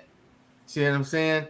And then my family, got back involved, again for a short period of time, and then bam, I haven't heard from him. It had been like another 6-7 years. You see what I'm saying? Now at that time, dude, you grown. You see what I'm saying? There's so many people that he could sit down and have a conversation with and ask whatever questions he want to ask. Shit, Ray been my friend since 87. You've been my friend 87. You see what I'm saying? It's a long time. You just calling out. You aging us. That nigga's I just 50. moved to California in '87. Yeah. So I mean, these women is, man, I'm telling you, man, they the devil. Okay, they the fucking devil. The devil. Yeah, that's. And see, with my daughter, she was with her sister. I want to say about 3 years ago. Did she talk to your other siblings? I'm getting there. And Michaela was saying, for pretty much 3 hours straight, that's all she talked about was her disgust and anger about me, which tells me, okay, you're hurt. Right. But then when the pandemic hit, she posted this video talking about how she kind of like went away from her black roots, because at the end of the day, my family, see, what my daughter don't understand is when she came about, the white side disowned her. She don't even know this. Right. And my family embraced her. Right. And then it was because of all of what her mom, or because my mom and my sister always reached out and was like, hey, send Aaliyah. And her mom was like, no, or not answer the phone. So, okay, what that was vindictive it? shit. Right, that vindictive shit. I'm like, okay, you can be upset with me, but my family is still like embracing you. And yet you run so far over there with the white folks and they pretty much disown you. You don't even know this. It's so deep. And it's like this, like when the pandemic hit, she put on like she did a video about how she's been kind of absent with like her cousins, because like I said, on my side of the family, nobody never disowned Aaliyah because she was white or mixed. It was always, that's my cousin, that's Uncle Mark's daughter. Right. But yet, because of what her mom put in her, she put up a wall and pretty much cut all of us off. I can understand you being upset with me. Okay, yeah. But why you mad at your cousins? Because the one thing we did was we did make sure that they grew up together. She know her cousins. It wasn't like, like if she seen them on the street, they would know each other. It wouldn't be like, oh, well, who are you? No, y'all know each other. Because me and my sister made sure y'all knew each other. But it's just one of those things where it would be better. Like her life, like she's actually doing pretty well. But had her mom not have been so vindictive. Like my daughter could have been did exchange student in Australia, because that's done. Like if you look at my oldest daughter, how that impacted her life, Right. you would see, like, whoa, okay, well, what happened? Well, like I told you, this mom over here was tripping, and yeah, she's doing okay, but she could have been doing exceptionally well by having that experience, just like her older sister did. Right. All right, I'm off my soapbox. I know. I appreciate you sharing, bro. Ivory, both of you guys. Yeah. Some people know that it's like those are real experiences, and this story affects a lot of people close to us. Like this whole DNA type of thing, or when we talk about custody, and child support and establishing paternity. All those things, man. That shit is deep though, but I really do think that it should be a law that where that has to be established at birth on a birth certificate, and it needs to be done through DNA. Mm-hmm. There should be a DNA card or record for both parents and the child at date of birth, or sometime within a certain amount of time. I'm not saying that men who are not biological fathers who want to be or whatever, those situations, they get married and they want to adopt a kid, that kind of thing. That's whatever. You want to claim it, you don't want to. You want to just believe she cheated on you and fuck the bus boy, and then you just, but I love her, sign the birth certificate, and that they still will allow that, but we're gonna be like, well, you sure you want to do this, sir? That's mine. Then the next thing, and he knows that this other guy is the guy. Yeah, I watched some horror stories, bro, the other night. Me and Claire was talking about this shit. I was like, I was looking at these stories, bro, and I was like, oh my God. I was just like, and guys, like you said, Claire, a lot of guys don't know how to fight. They don't know their rights. And don't get me wrong, you guys are right. The system is stacked against men. I don't disagree with that. It is stacked against men. Being the mother of sons, my thing is, look, I don't care what you say. I don't care if you think it's your baby or not. We just gonna ride the pregnancy out. When the baby's born, we're gonna get that good test. If you still want to do what you want to do and it's not yours, so be it. If it is yours, we go from there. But regardless of what your relationship is with her. I'm not going to argue about this. You're right. What's the problem, motherfucker? Don't argue with her about it. Like, don't argue with her. But it's not worth it. Yeah, but it's once they start doing that shit and they start hitting these motherfuckers over the head for fraud, that shit gonna stop. Right. It's gonna stop. And really, we need to start promoting healthy relationships and shit like that. Yeah, and the thing is, if we were honest about it when the baby was an hour old, you get a few years down the line, you got time to get over that shit. Especially if it's some funny shit. If y'all been fighting and there's been a possibility, or you've had intuition, and whatever the situation might be, it might be. Sometimes you ain't even got to be fighting for people to step out, right? Like. But there's always a red flag, you know what I'm saying? And it might be like it's nothing, to you or to one partner versus the other. And one partner takes it a whole nother kind of way, and then that, maybe that be the trigger. You know what I'm saying? Like, a situation like that. But I don't know, man. I just think that you on your own, you need to do that. That needs to be the law. Period. Point fucking blank. Point fucking blank. Hey, all of us should have gone to school and been judges. I ain't gonna call no names, but we all know somebody that was in that situation.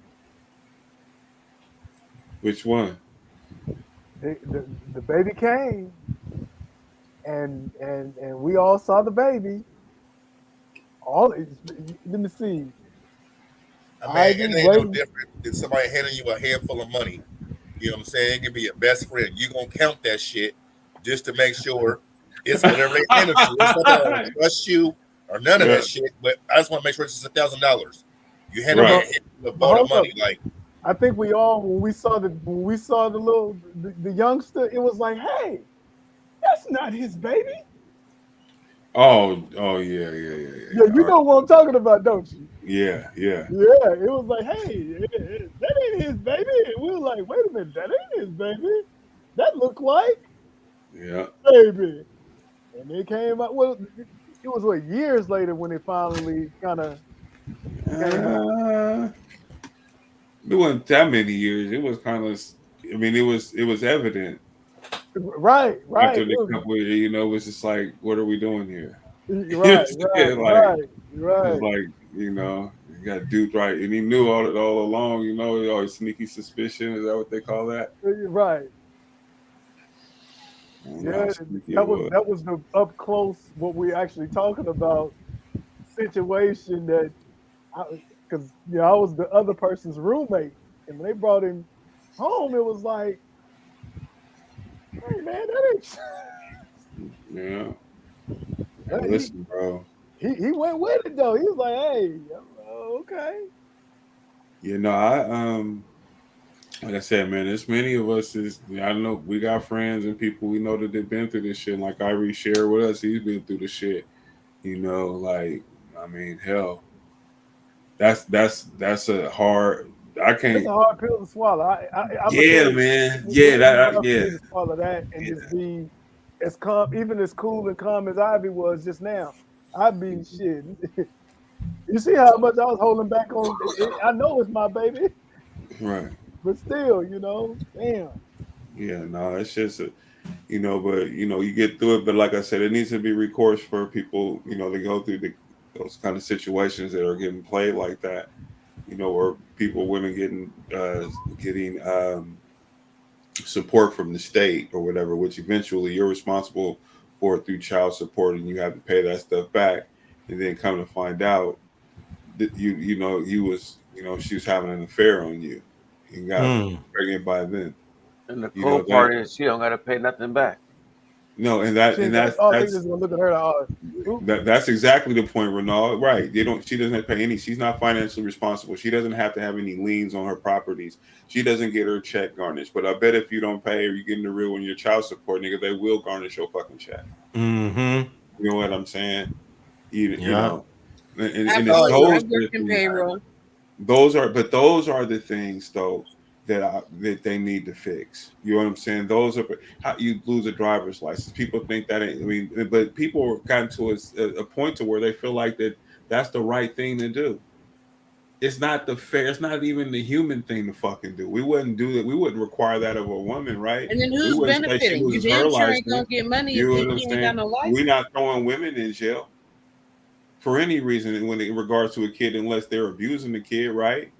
But so when it comes to this, though, on child support, failure to make payment or whatever, but say a parent is just failing to be a good parent, you having babies with all kinds of different niggas. You can't take care of these motherfuckers, but you continue to do that and get services and stuff. Or whatever. How can you afford to make a child support payment if you have no license, which makes it hard for you to get to work? Yeah. Damn sure not making no child support payment if you get caught up into the prison system. And Jack said you can't go fishing. 13 cents an hour is paying child support. That's fucking like ridiculous. Literally, you can't fish. Like the shit is crazy. You can't get a fishing license? Hell no. It's fucking ridiculous. Jesus. You telling the truth.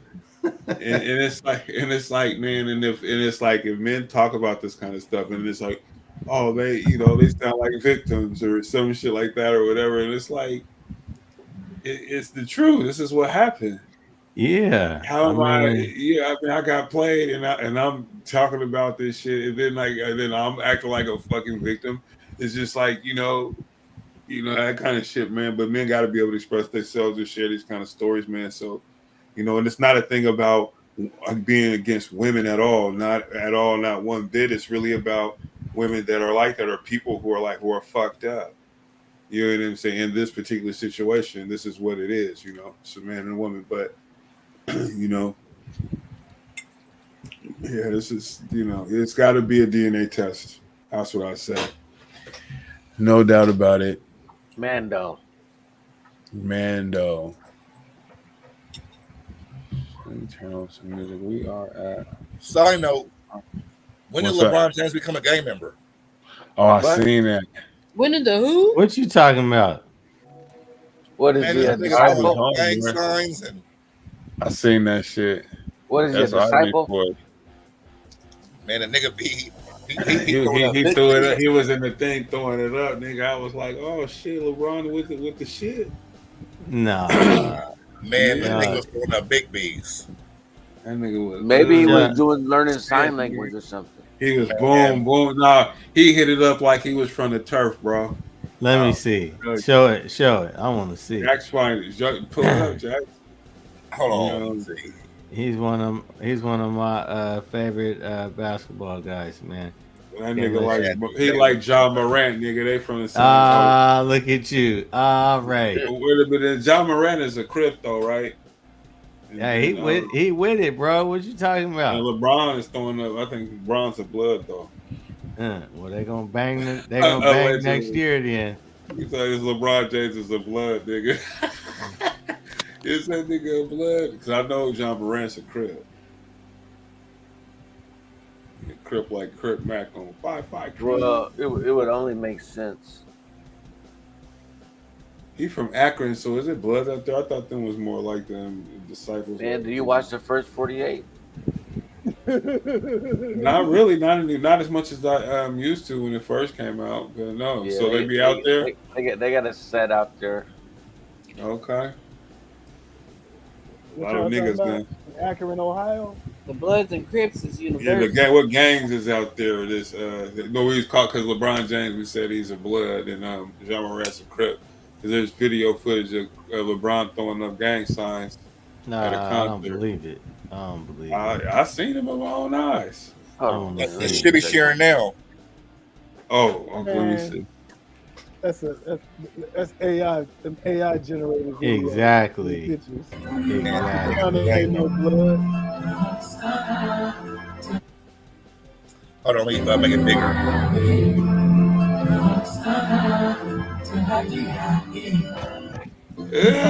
I'm tossing it up, nigga.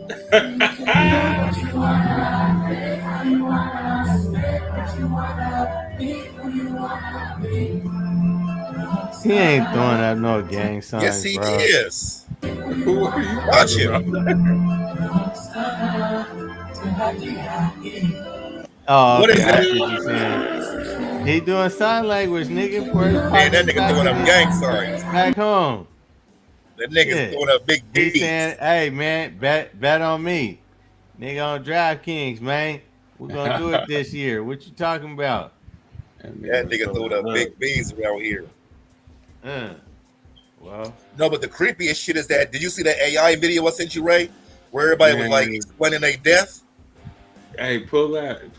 That shit's weird, bro. Wait a minute, everybody was doing what? Hold on. He gonna pull it for you. So it's what it is dead rappers, and it's an AI generated image of them talking. So it's like they're alive, but they're explaining what happened to them in their murder. Whoa. See, there y'all go with that dark shit again. No, bro, it's crazy. Yeah, it is. It was spooky looking. Oh, Hold is it ready? Hold on, give me 1 second. Yeah, I don't mind dark myself. I mean, it's dark, but it's just trippy with the AI shit. Like, it's what's crazy about it. AI is okay, it's up, Ray. All right. They know me as No 3. You can hit the thing to make it full screen. You know, I was 28 at the time of death. Yeah, I was rising in the rap game, but it would start falling down. In December 2019, I was shot in the back of the head, but survived. Almost a year later, Wednesday, November 11th, 2020, I was leaving a friend's crib, but I noticed some people in the car following me, so I hit the dash and hopped on the interstate. Trying to protect myself, I stopped the car to try to get my gun, but I couldn't get it out in time, so I ran south on the highway. I was chased and shot multiple times. The police came and tried to revive me, but I died of my wounds at the scene at 11:55 a.m. My name is Davon Bennett, but folks call me King Von V-Roy for grandson. I was an up-and-coming rapper from Chicago. November 6th, 2020, a week after my album Welcome to a Block came out. is in Atlanta hosting an album release party. A little after 2 a.m. that Friday, an altercation between me and my crew and some other people escalated to a gunfire outside the club. I was shot 5 times. I was rushed to a nearby hospital where I died during surgery, and I was 26 years old. 3 people, including me, died that night, and another 6 were injured. My name is Kirshnik Karbal. You're known in the music industry by my stage name Takeoff, and the youngest member of the Migos group at the age of 28 at around 2:30 a.m. November 1st, 2022. I was fatally shot at a bowling alley in Houston. While leaving the party, people began firing shots. I was shot once in the head and torso. I was pronounced dead on the spot.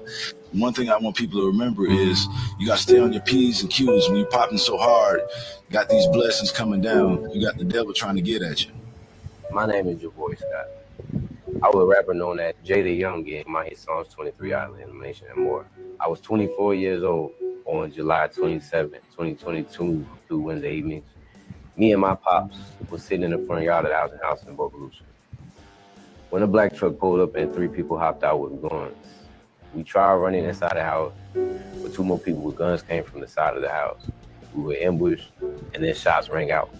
My daddy shot back in self-defense for both of us, but I was hit at least 8 times, and my pops was shot twice too.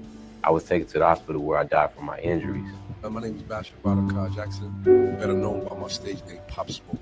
I was a rapper straight out of Brooklyn, New York, known for my hits Welcome to the Party, Dior, Invincible, and more. It's on my way to the top. But as always, people try to bring you down.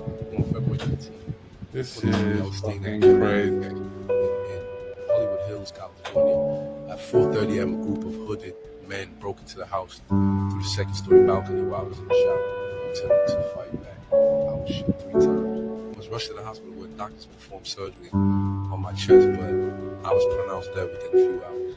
A gunshot wound to the torso.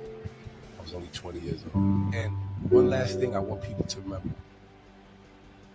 You only as real as the people you surround yourself with. So surround yourself with greatness. That's just, yeah, that's just creepy. That shit's crazy. Damn. Woo! This AI shit is wild, bro. Mm-hmm. You gotta embrace it. But you know what though? I think motherfuckers will learn something from that though, because I mean to hear that in how they explain their deaths, you know what I mean? That hit different. When you're looking at that image talking to you in their voice, talking to you, telling you what happened to them, that hits different. I think I think it is an excellent tool for like young people to, you know, it's like to thwart them for getting involved with this shit. You know, but who knows, man? I don't know. But it was kind of weird though. As it went on, I was sitting there like, wow. I was like, this shit is creeping me out. I was like, oh, my anxiety is just finna go off, you know, or whatever. Like, what the fuck? This AI shit is scary, bro. It is. Hey, so look, this is what's gonna happen with the AI shit. What we're about to witness probably in the next 5 to 10 years is our first super villain and first super hero. Like the first real Iron Man and Lex Luger. Because it's not like what people think that the robots is gonna take over. Nah. What's gonna happen is when they put them chips in us, and you can now tap into the internet and information fast. That shit sounds like it's gonna give me a headache. Now it's gonna cure a headache. So we about to see the cure of cancer real soon. Just think about that, for example. So if you got AI in you helping you say manage diabetes, you're gonna cure your diabetes. You see what I'm saying? And the other thing that's coming, have y'all heard of quantum computers? I have. So quantum computers is basically, how can I put it? Instead of it being ones and zeros, it's like the computer can do 1 million calculations all simultaneously. And what that means is now you're gonna have computers being smart, but you gotta think about it. they're gonna put that on a chip, and we're gonna start having chip centers so that we can access the AI is gonna make us smarter. That's what's gonna happen. A lot of people, like I said, you're gonna get somebody that's gonna do the shit and be the first Batman or Iron Man, and you're gonna have somebody evil doing it that's gonna be like on some Lex Luthor or some shit using. That's interesting. Because they're gonna use AI. It makes you smarter. Like people think it's all about the robots. Yeah, cars are gonna be driving by themselves. We'll probably be in flying cars in by 2030 for real because of AI. Oh, okay. You think so? Oh yeah. Oh hell, dude. So from now to 2030 is gonna be the equivalent to the last, say, 100 to 75 years because of AI. Yeah, but I already look at like small aircraft as like flying cars at this point in the game. But like flying cars is just, how is that gonna work? So it's the drone. So it's the drone technology. So what? The drone technology, you said, Mark? Yeah. So that just think about drones. Drones are now you can remote do them, all of that. That's the flying car. Okay, and you said they're testing them in Oregon somewhere, Claire? Eastern Oregon. Eastern Oregon, okay. Yeah, I just don't see the practicality of them. I probably have to see like a model, like how that would work. The practicality of a flying car. Well, think about this. Yeah. Instead of having multiple lanes of traffic all on one level, you can start having multiple levels, right? So you can start moving more people wherever they need to move at a time than just being all stuck on the ground where you can only have so many lanes. Limited. Right. You got. But how do you calculate that airspace though? Like with the planes, there's a grid and all that kind of shit. Like that's not my level of brilliance. Hold on. That's what I'm saying.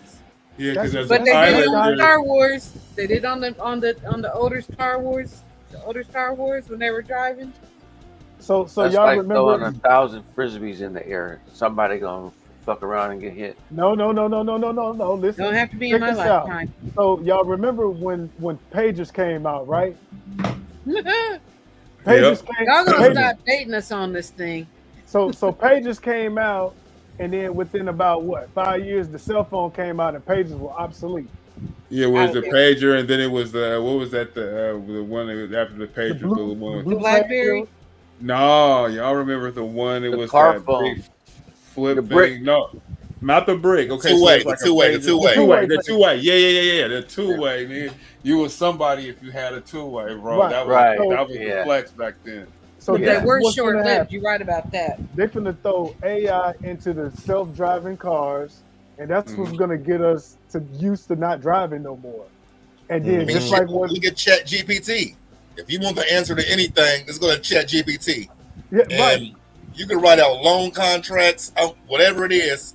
Go to Chat GPT and it'll pull that shit right up. It'll correct it and it'll make it for you. But what I'm saying is, they're gonna put AI into self-driving cars, and we're gonna have that probably for about 1-2 years, and then they're gonna do the drone flying cars because we ain't gonna have to drive them. Driving is gonna go away. Like that's what's gonna happen. You're gonna be looking at people like, man, what you still trying to drive? What? Why would they continue? If that was the case, why would they continue to make these? I mean, because I know that like manufacturers are in the know, so why would they continue to make new models of cars? Oh, because look, some people, the average. This is how the average person looks at technology. I'm not gonna do it. So let's go back. Let's go back to 2000. 2000. Did you know Nokia had the actual prototype of the iPhone at the time? Nokia. Mm-hmm. They were in a business meeting, and one of the dudes was like, "We need to put this out," and they was like, "That'll never work."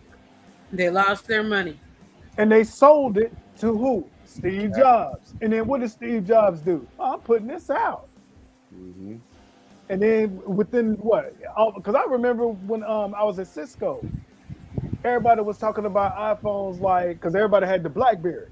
Remember Right, Blackberry? right, yep. And you see how fast that went away? Fast. Everybody had their Blackberry. It was like, I'll never switch from my Crackberry to that. Right. They was looking at the iPhone as child's play, and within a year, we went to Max internally, and then everybody had an iPhone. Like within a year. Yep. So yeah, flying cars from air, I can see that. It's coming. I'm telling you, we about to finally see the flying cars. The But yeah, jets like and shit. so that's how they got a script writing AI program where you put in your little notes and shit. So what the fuck do? You speed in space and they gonna pull you over in space? No, the AI gonna drive it. You ain't gonna drive shit no more. You ain't gonna even want to drive. You got me fucked up. I that's what I ain't gonna do. I don't believe in I let autopilot drive me right now. You got me fucked up. I don't. I know. Hey, Big Jacks, you gonna do it, bro. You crazy as I'm telling you. When I get in the car right now, they tell me you can put it on. I don't fuck with cruise control. I don't fuck with none of that. So watch this. So you like to smoke your shit and drink your not that much, not that bad. Not as much to where I'm gonna let a fucking computer drive for me and the motherfucker malfunction and then drive me off a cliff. No. It ain't gonna happen like that, brother. It's already happened with Tesla. How many times Tesla done killed motherfuckers because the car was driving by itself and drove into something or some shit? So they're playing. What's the numbers on that? That would be interesting. I would like to know that. Yeah. Actually, I mean, he got a point, but planes have crashed too. Yeah, but listen, bro. Just imagine right now you on a fucking road in a Tesla and you put the motherfucker on auto drive and it just glitch and there's a semi in front of you and you just accelerating like, man, fuck that. I'm cool. I guess that's when you got to disengage the autopilot and then take. I ain't gonna engage it in the first place. You ain't gonna worry about it. Hey, I'm with Jax on that one. You know what? Andre did that shit to me, man. That scared the shit out of me, man. The nigga going about 80 miles an hour. Yeah. I got trust. I don't leave food in my work refrigerator and come back and eat it the next day. I'm telling you, bro, I got trust issues. Like, if I leave food at work in the refrigerator and it's man, I'll call them back at work, throw that shit away. I'm not eating that shit. Right. Nope. Hey, when we about 60 something, if God bless us to see it, and we all if we 60 somewhere, it'll have 20 years of experience, then maybe we can talk about it. You know what I'm saying? But if you think you could introduce me to the prototype or anything, there's new, the brand new. You went 3.0, not 1.0. I'm a nigga that you talking to a nigga that didn't get the jab, so I don't trust shit. Yeah, he ain't doing it. Yeah, I did get the jab.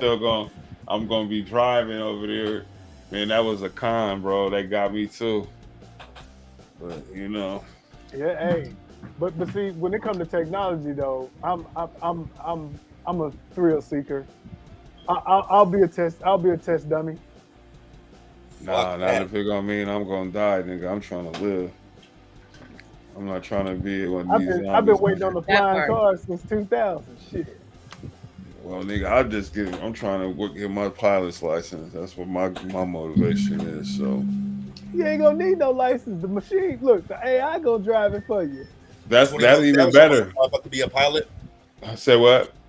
21 Savage. Yeah. Shit, AI is gonna be able. It's gonna make it dope for pilots for flight. I don't know if I pull up to an airport and 21 Savage is flying the plane. I don't know if I feel comfortable. I'm sorry. How many hours, Jax? How many hours you said he had? He said he only got a few more hours left to do. He was like on some show. He was talking about that shit. It was like a true or false show. Right. Yeah, well, the thing is that you can get the shit and have 20 hours, but it's about how much you fly. You got to get flight time. You can passing the test is the easy part, bro. You can probably pass that shit just by, you smart enough, you read it up, read up and study, bro. You pass that part of the test though, but it's really. What about landing an airplane when you can't see? See, that's what I'm talking about. That part, That's all about. You got to be out there flying that motherfucker. You gonna fuck around and be on there with Denzel from Flight? You know what I'm saying? Hey, listen. You talking about how space? That's called spatial disorientation.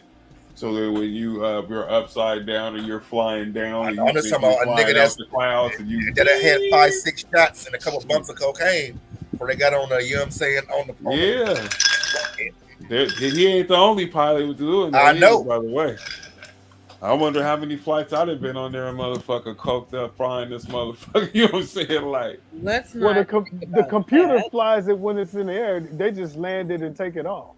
right, the AI. Here you go. So AI is AI you. been following, been flying Yeah. the planes. It's just you just gotta worry about the landing and the takeoff. Well, my dream plane, I think I was talking to somebody about that, but it's a series. King Griffey Jr. got one too. But it's a series jet, bro. It can fly itself. It can land if you had some kind of emergency up there. It's got a parachute on the motherfucker, and it can fly at like commercial airspace and shit. Like 17, 18,000 feet. Nigga. Like, or actually 20-something thousand feet. Dope as fuck, bro. But like if you like basically if you was up there and something was wrong with you, nigga, and you needed to land that motherfucker, you push a button and it locates the airport, it gets the vectors, and it lands the plane for you and all that shit. Perfect example is Kobe Bryant. That motherfucker knew that the weather was bad before he went out there, but I can do this. I'm professional. He wasn't instrument rated. So what it was with him, and that would have saved his life if he knew how to read his instruments. He wasn't instrument rated, and he felt like because he made that same route prior that he would have been okay, but the Santa Monica winds was blowing in the fog. Bullshit. And so when he's flying through, and then air traffic controllers is asking them like, they're telling him like, dude, you need to fly up. You're low. You know what I'm saying? You're like flying right into the mountains, basically. In that area. And so when they're telling him he needed to, get higher, he basically think he's coming out there. He's spatial disoriented. He didn't know which way was up, kind of thing. And so when he's coming out, think you coming out of the clouds, which he needed to clear like 100-something feet. They said he would have been cool.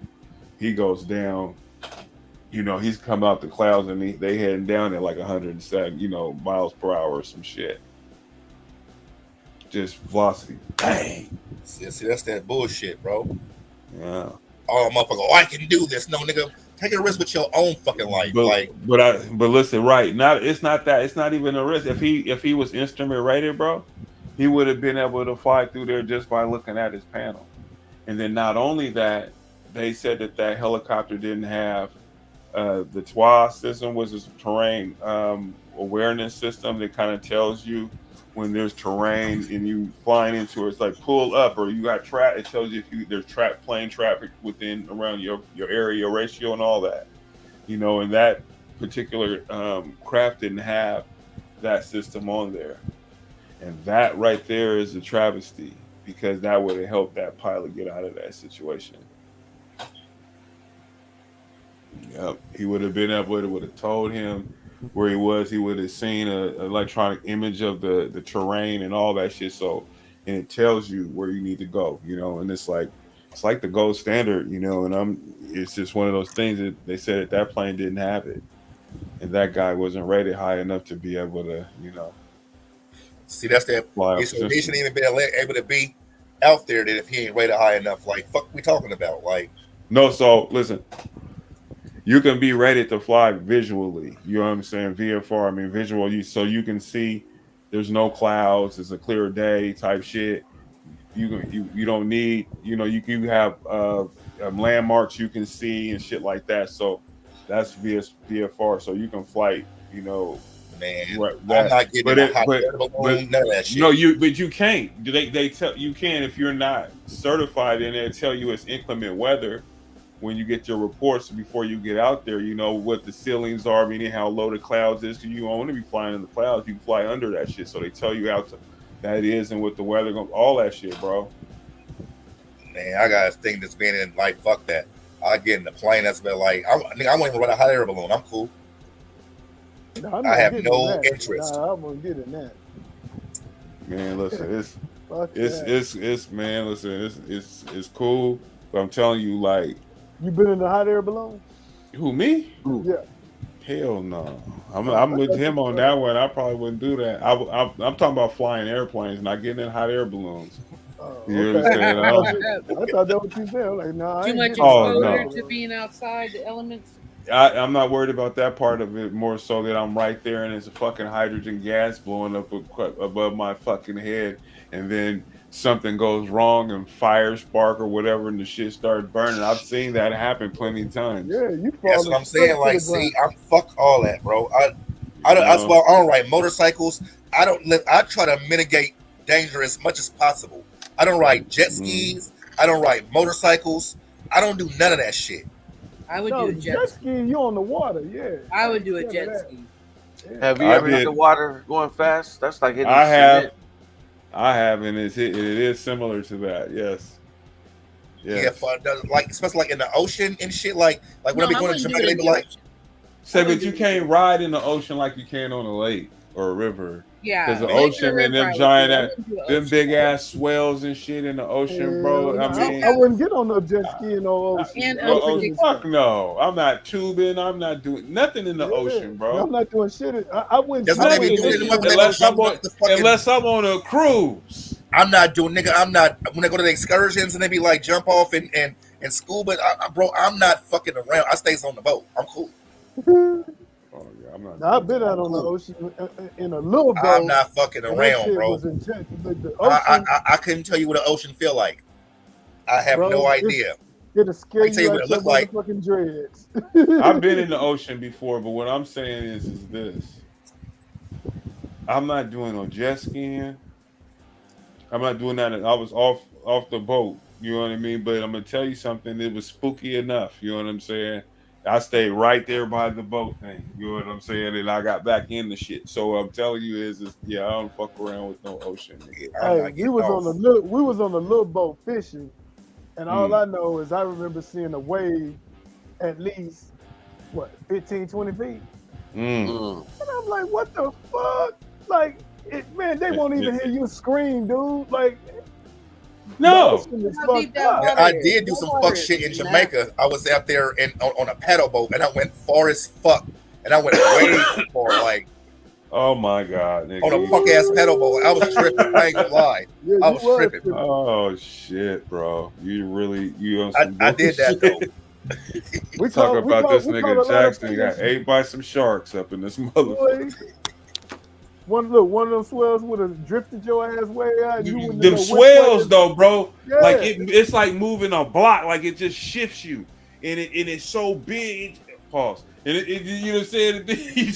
Right. Yeah. You know what I'm saying? Like, and then just like you're a quarter of a mile after that swell just takes you. Yeah. And if you out there on a paddle boat, you don't even know which way is land. Listen, bro. I don't. That's just beautiful to watch and look at. I love it. I'd be on a boat, you know, but I'm not trying to swim in that. Cruise? I would do a cruise, cruise, absolutely. yeah. I would. That's what I'm saying. The only way I'm gonna be in the ocean is on a boat. Because they know how to get you back to land. Yeah, cruises are all right, but but far as me being in the water, that's the only time I did that shit was like that. And I went so far I couldn't even see like shore no more. Like that's how I knew I was tripping. Yeah, you was. You was off the coast gonna be in Cuba in a minute, and this motherfucker. Yeah. You out there freezing cold, crying, nigga, talking, oh shit. They gonna fire your black ass and you gonna have to try to make it through the night, nigga. Ooh. I remember looking at Ivory's wedding when we was out there, nigga, and the view, like you can see this is I think the Atlantic Ocean, bro. And it's like, and you look, but you know straight ahead from the direction that I was facing is Cuba. And so I'm thinking of you on that fucking paddle boat swimming out that way, right? Because there's the beach there too. And then if you keep going, like nigga, you will fuck around and the weather will shift on your ass. And I was out there. Just bro. imagine that, nigga. I was out there so of people that that I could actually see live boats through that over type that shit.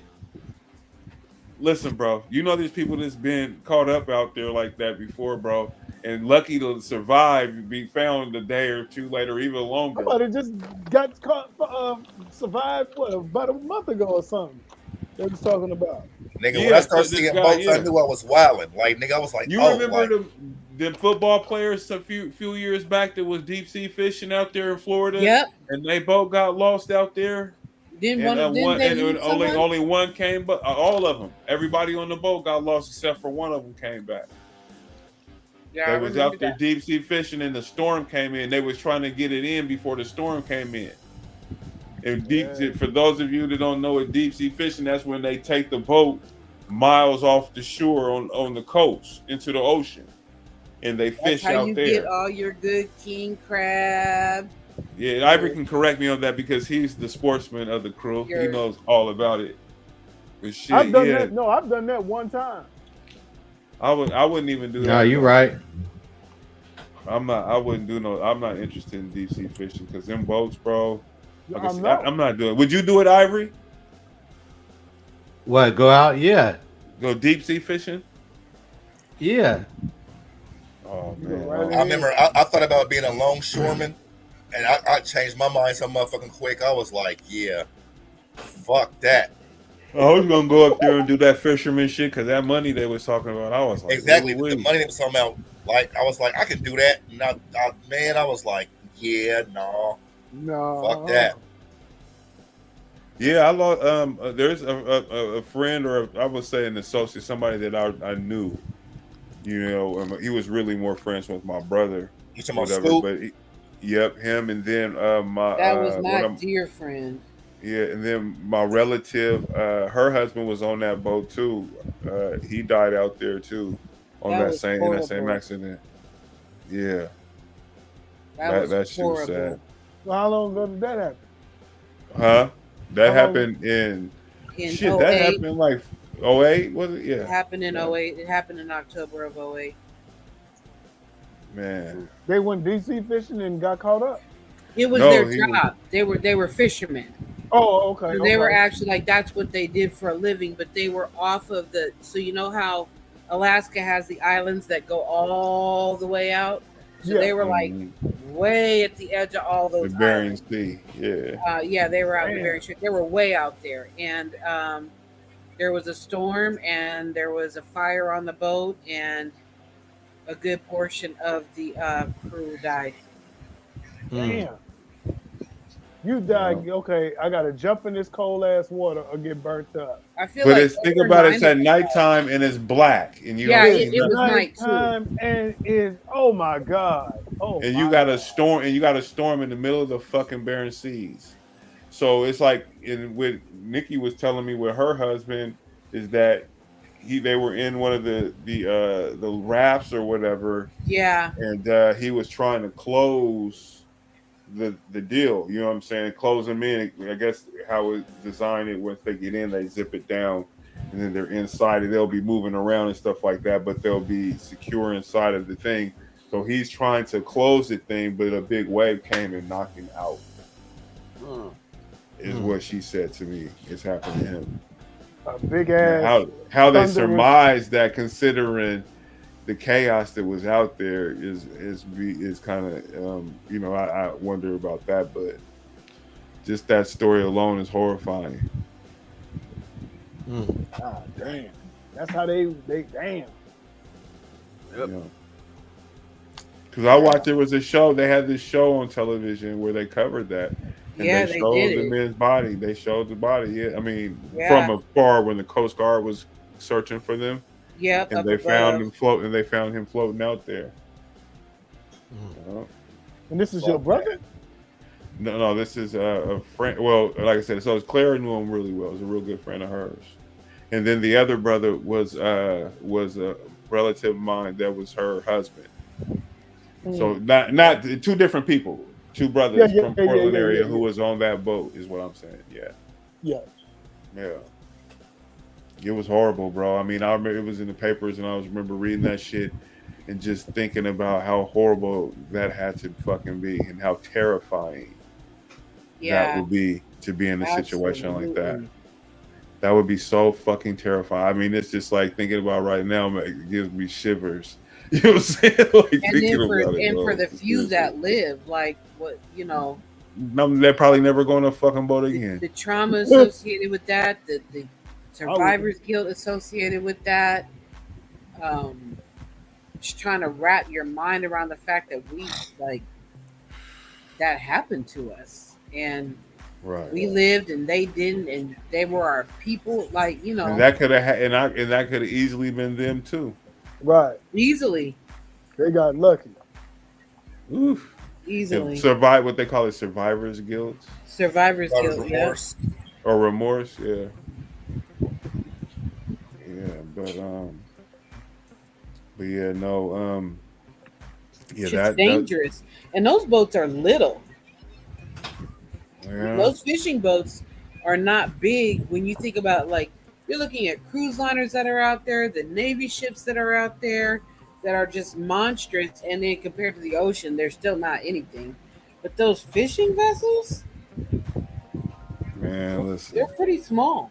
It's just that I mean, it's just like they get a lot of money for what they do, but it's like sometimes it's like the press, they be pressing these storms and shit when they know they need to go inland and shit like that, you know, and shit to get, you know, out of the storm, and they still pressing to get more products and all that shit. Because I also seen a thing. It's not worth those lives. But I'm saying though, a lot of these crews, I've seen this thing that was talking about how a lot of these crews do that shit. They like push through when they're not getting the adequate amount of sleep, right? They're supposed to get a certain amount of sleep, you know, and not be out there and shit like that. The hazards, like getting wrapped up in the ropes when they're pulling in traps and shit like that and getting swept in. We talked about just what happened in that situation where it was a storm, but that type of shit happens all the time where guys get swept off the boat, you know, and they have to, you know, sometimes a lot of those guys end up dying. You know what I'm saying? And they don't talk about that type of shit though, but that shit, yeah, Jax, you made the right decision in not taking that job, and I sure did too. Cause nigga, after I watched that show, and then they kind of had a portion where they featured that situation, and I was like, man, hell no, hell to the no. Yeah, fuck that shit, bro. Like I said, I was close too, and I was like, yeah. No. He said I was about to do it. That shit was, nigga. I know I'd have tripped out, like, you know what I'm saying, and all that fucking water, like, yeah. Jackson, get out here and get those cages. And the nigga be like, no, I'm not coming outside this motherfucker. Fuck no. Oh God, like, nigga, I guess those types of jobs are for people who really, really love that line of work. You know what I mean? Like, my guy loved what he did. We had a deep conversation about it. Like, that was his thing. That's why Scooty's like, yeah, do it, right? Because he loves that. That's not a job you just do. No. I think what Scooty is talking about is doing the deep sea fishing part. Now, I don't know if he would do he just might. Nah, I wouldn't do that shit. He's like, no, nah, I got boundaries there. Nah, he said, nah, I wouldn't do that shit. Yeah, I'll be watching like The Biggest Catch and shit like that. that. Yeah, like, that's the show. Yeah, fuck that. Hey, you seen The Deadliest Catch, right? Yeah. So they have one where so the crew, this one crew or ship was a man down or whatever. So they very rarely hire people off the dock. So they hired this black kid, man. He must have been like, I'm guessing 25. Man, he was on that boat ship and the waves was rocking, bro, to where he said that if the Coast Guard didn't come get him, he was gonna jump off of the boat in the middle of the Baltic Sea. So the life, you know, chopper came, picked him up, and the black dude was like, man, I'm so sorry. He said, man, these people is crazy. Man, this stuff is real out here.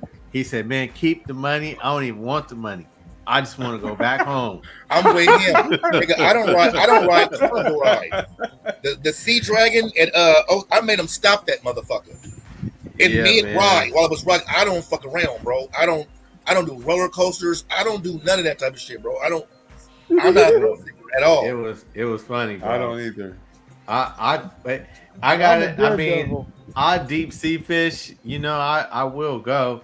You know what I'm saying? But anything, I gotta be able to see land at least a little bit. You know what I'm saying? But deep sea fishing, they go out miles though, bro. We ain't doing that. If I can't see land, we ain't going. You know, I gotta be able deep to sea fishing, they go off like 60 miles or some shit off the Yeah, they in the middle of the water. Yeah. No, that you don't me. see no land, nigga. That's what the dudes, the NFL dudes, and they was in a little ass boat, nigga. They went out on a little ass boat deep sea fishing, nigga. I was like, what the fuck would you? I would not be. I would ride that motherfucker in a creek, nigga. What the fuck is you No, talking what about? was hard is them the motherfucking Jamaicans that be in them little ass canoes, nigga, in that middle in that fucking water, bro. Man, they gangsters.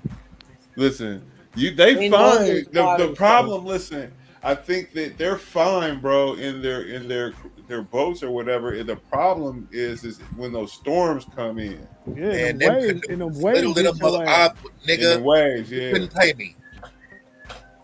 Listen, man. Oof. Them canoes is, I mean, them motherfuckers be, and they be looking at this makeshift like that motherfucker could just sink it. I'm not, man. Fuck that. Yeah, because it'd be like it's like them waves are so big. So imagine you in a little ass boat, and then a 20 to 30-foot wave is coming down, and it'll just your boat be, and then all of a sudden you're at the top of that bitch and you looking down like, God damn, like, man, that shit ain't cool. I'm telling you, that shit ain't cool. I did that shit one time. And one time only. And one time only. I caught some good fish, and I was like, yep, I can chalk that up, so don't ask me to go back out there ever again. You made it back alive. But I told you, nigga, when I was in the DR riding on that trolley and on that wire, way up in the middle of fucking jungle, 10,000 feet up, I was spooked. Like, man, that wire just looked old as a motherfucker. And I'm like, man, like, how? I'm like, first of all, how do they maintenance this motherfucking wire? You know what I'm saying? To make sure it's, bro. I did it, but nigga, oh my god, I'm talking about like you so high up in the motherfucking air on that wire, like the little trolley we got by OHSU, that ain't shit. Oh yeah, no, Claire used to ride that. That ain't shit. No, this hated motherfucker it every time. I'm talking about we go so high up in the air, up in the jungle. Like, nigga, I'm talking about you up there. Right. Yeah. The one over here is enough, and that's too much. And I know, like you're saying, that ain't nothing. But you're still in a little bit of box on a wire. Yes, you this little ass makeshift ass box in a poor country. So it ain't like the motherfucker is this, you know what I'm saying, sturdily made like that. I'm like, bro, what the fuck am I doing with my life now? This situation, it's, you know, like if it goes down, like it's gonna go down. What you gonna do? Scream. Yeah. You know that everybody done had that dream that you falling into nothing. All you gonna do. That's when you wake up, nigga. I had a dream so bad, nigga, where I fell out my bed and hit my head on the corner of my nightstand, nigga. Oh my god. Damn near killed my motherfucking self. That shit just happened, nigga. I was like, damn. I was like, the fuck? Just you just rolled out the bed, bam. I was like, god damn it. It's not funny. You need to have. So it is because I've done the same thing before.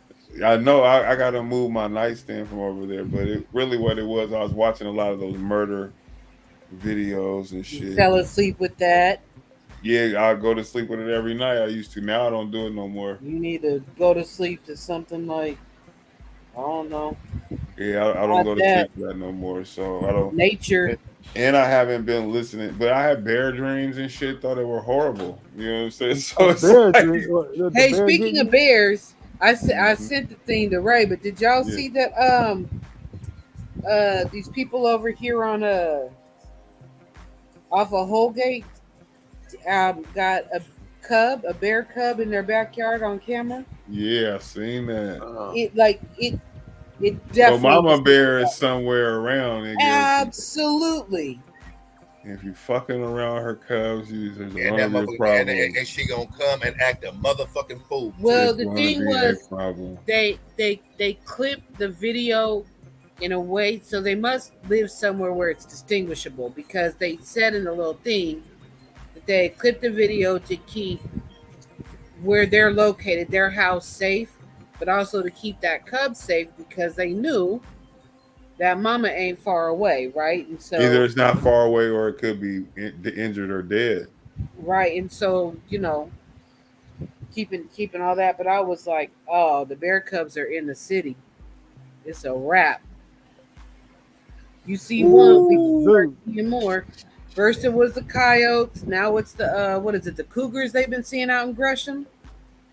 Oh, the coyotes, they stay deep out here. Mm-hmm. And then the cougars have been coming in, and now we got the bear cubs. I seen a coyote one night at in the parking lot over at Clackamas. They be out here deep.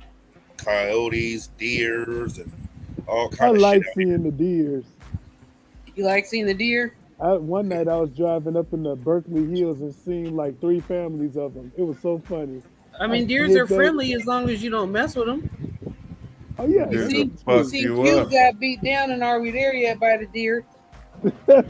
and those are based on true stories too. But when I turned that corner, it was like they all froze and like, oh my God, because it was like 3 a.m.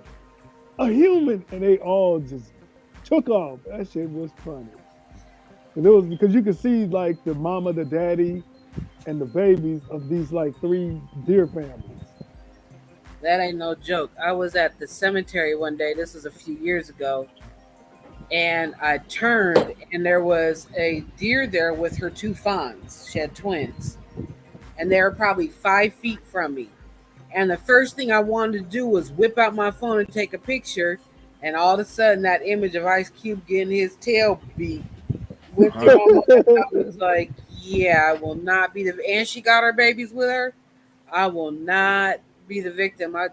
She just looked at me. I said, I'm not going to hurt you, mama. She wasn't tripping off me. The babies was eating a little food, the grass, whatever. They went on. I waited till they were a good distance away before I proceeded to the car. I was like, yeah, I'm not finna tell that story. I am not going to beat up by some deer in a cemetery. All right, we can continue this backstage. I'm going to go ahead and end the show. Ladies and gentlemen, thank you for joining us on another episode of the PDXDOPE Live podcast.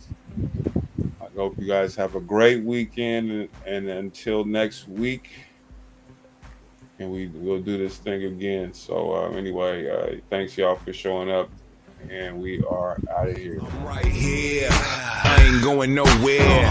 Got something to dance to for players and squares. Drugs and booze we share. The smell of weed smoke and sex in the air.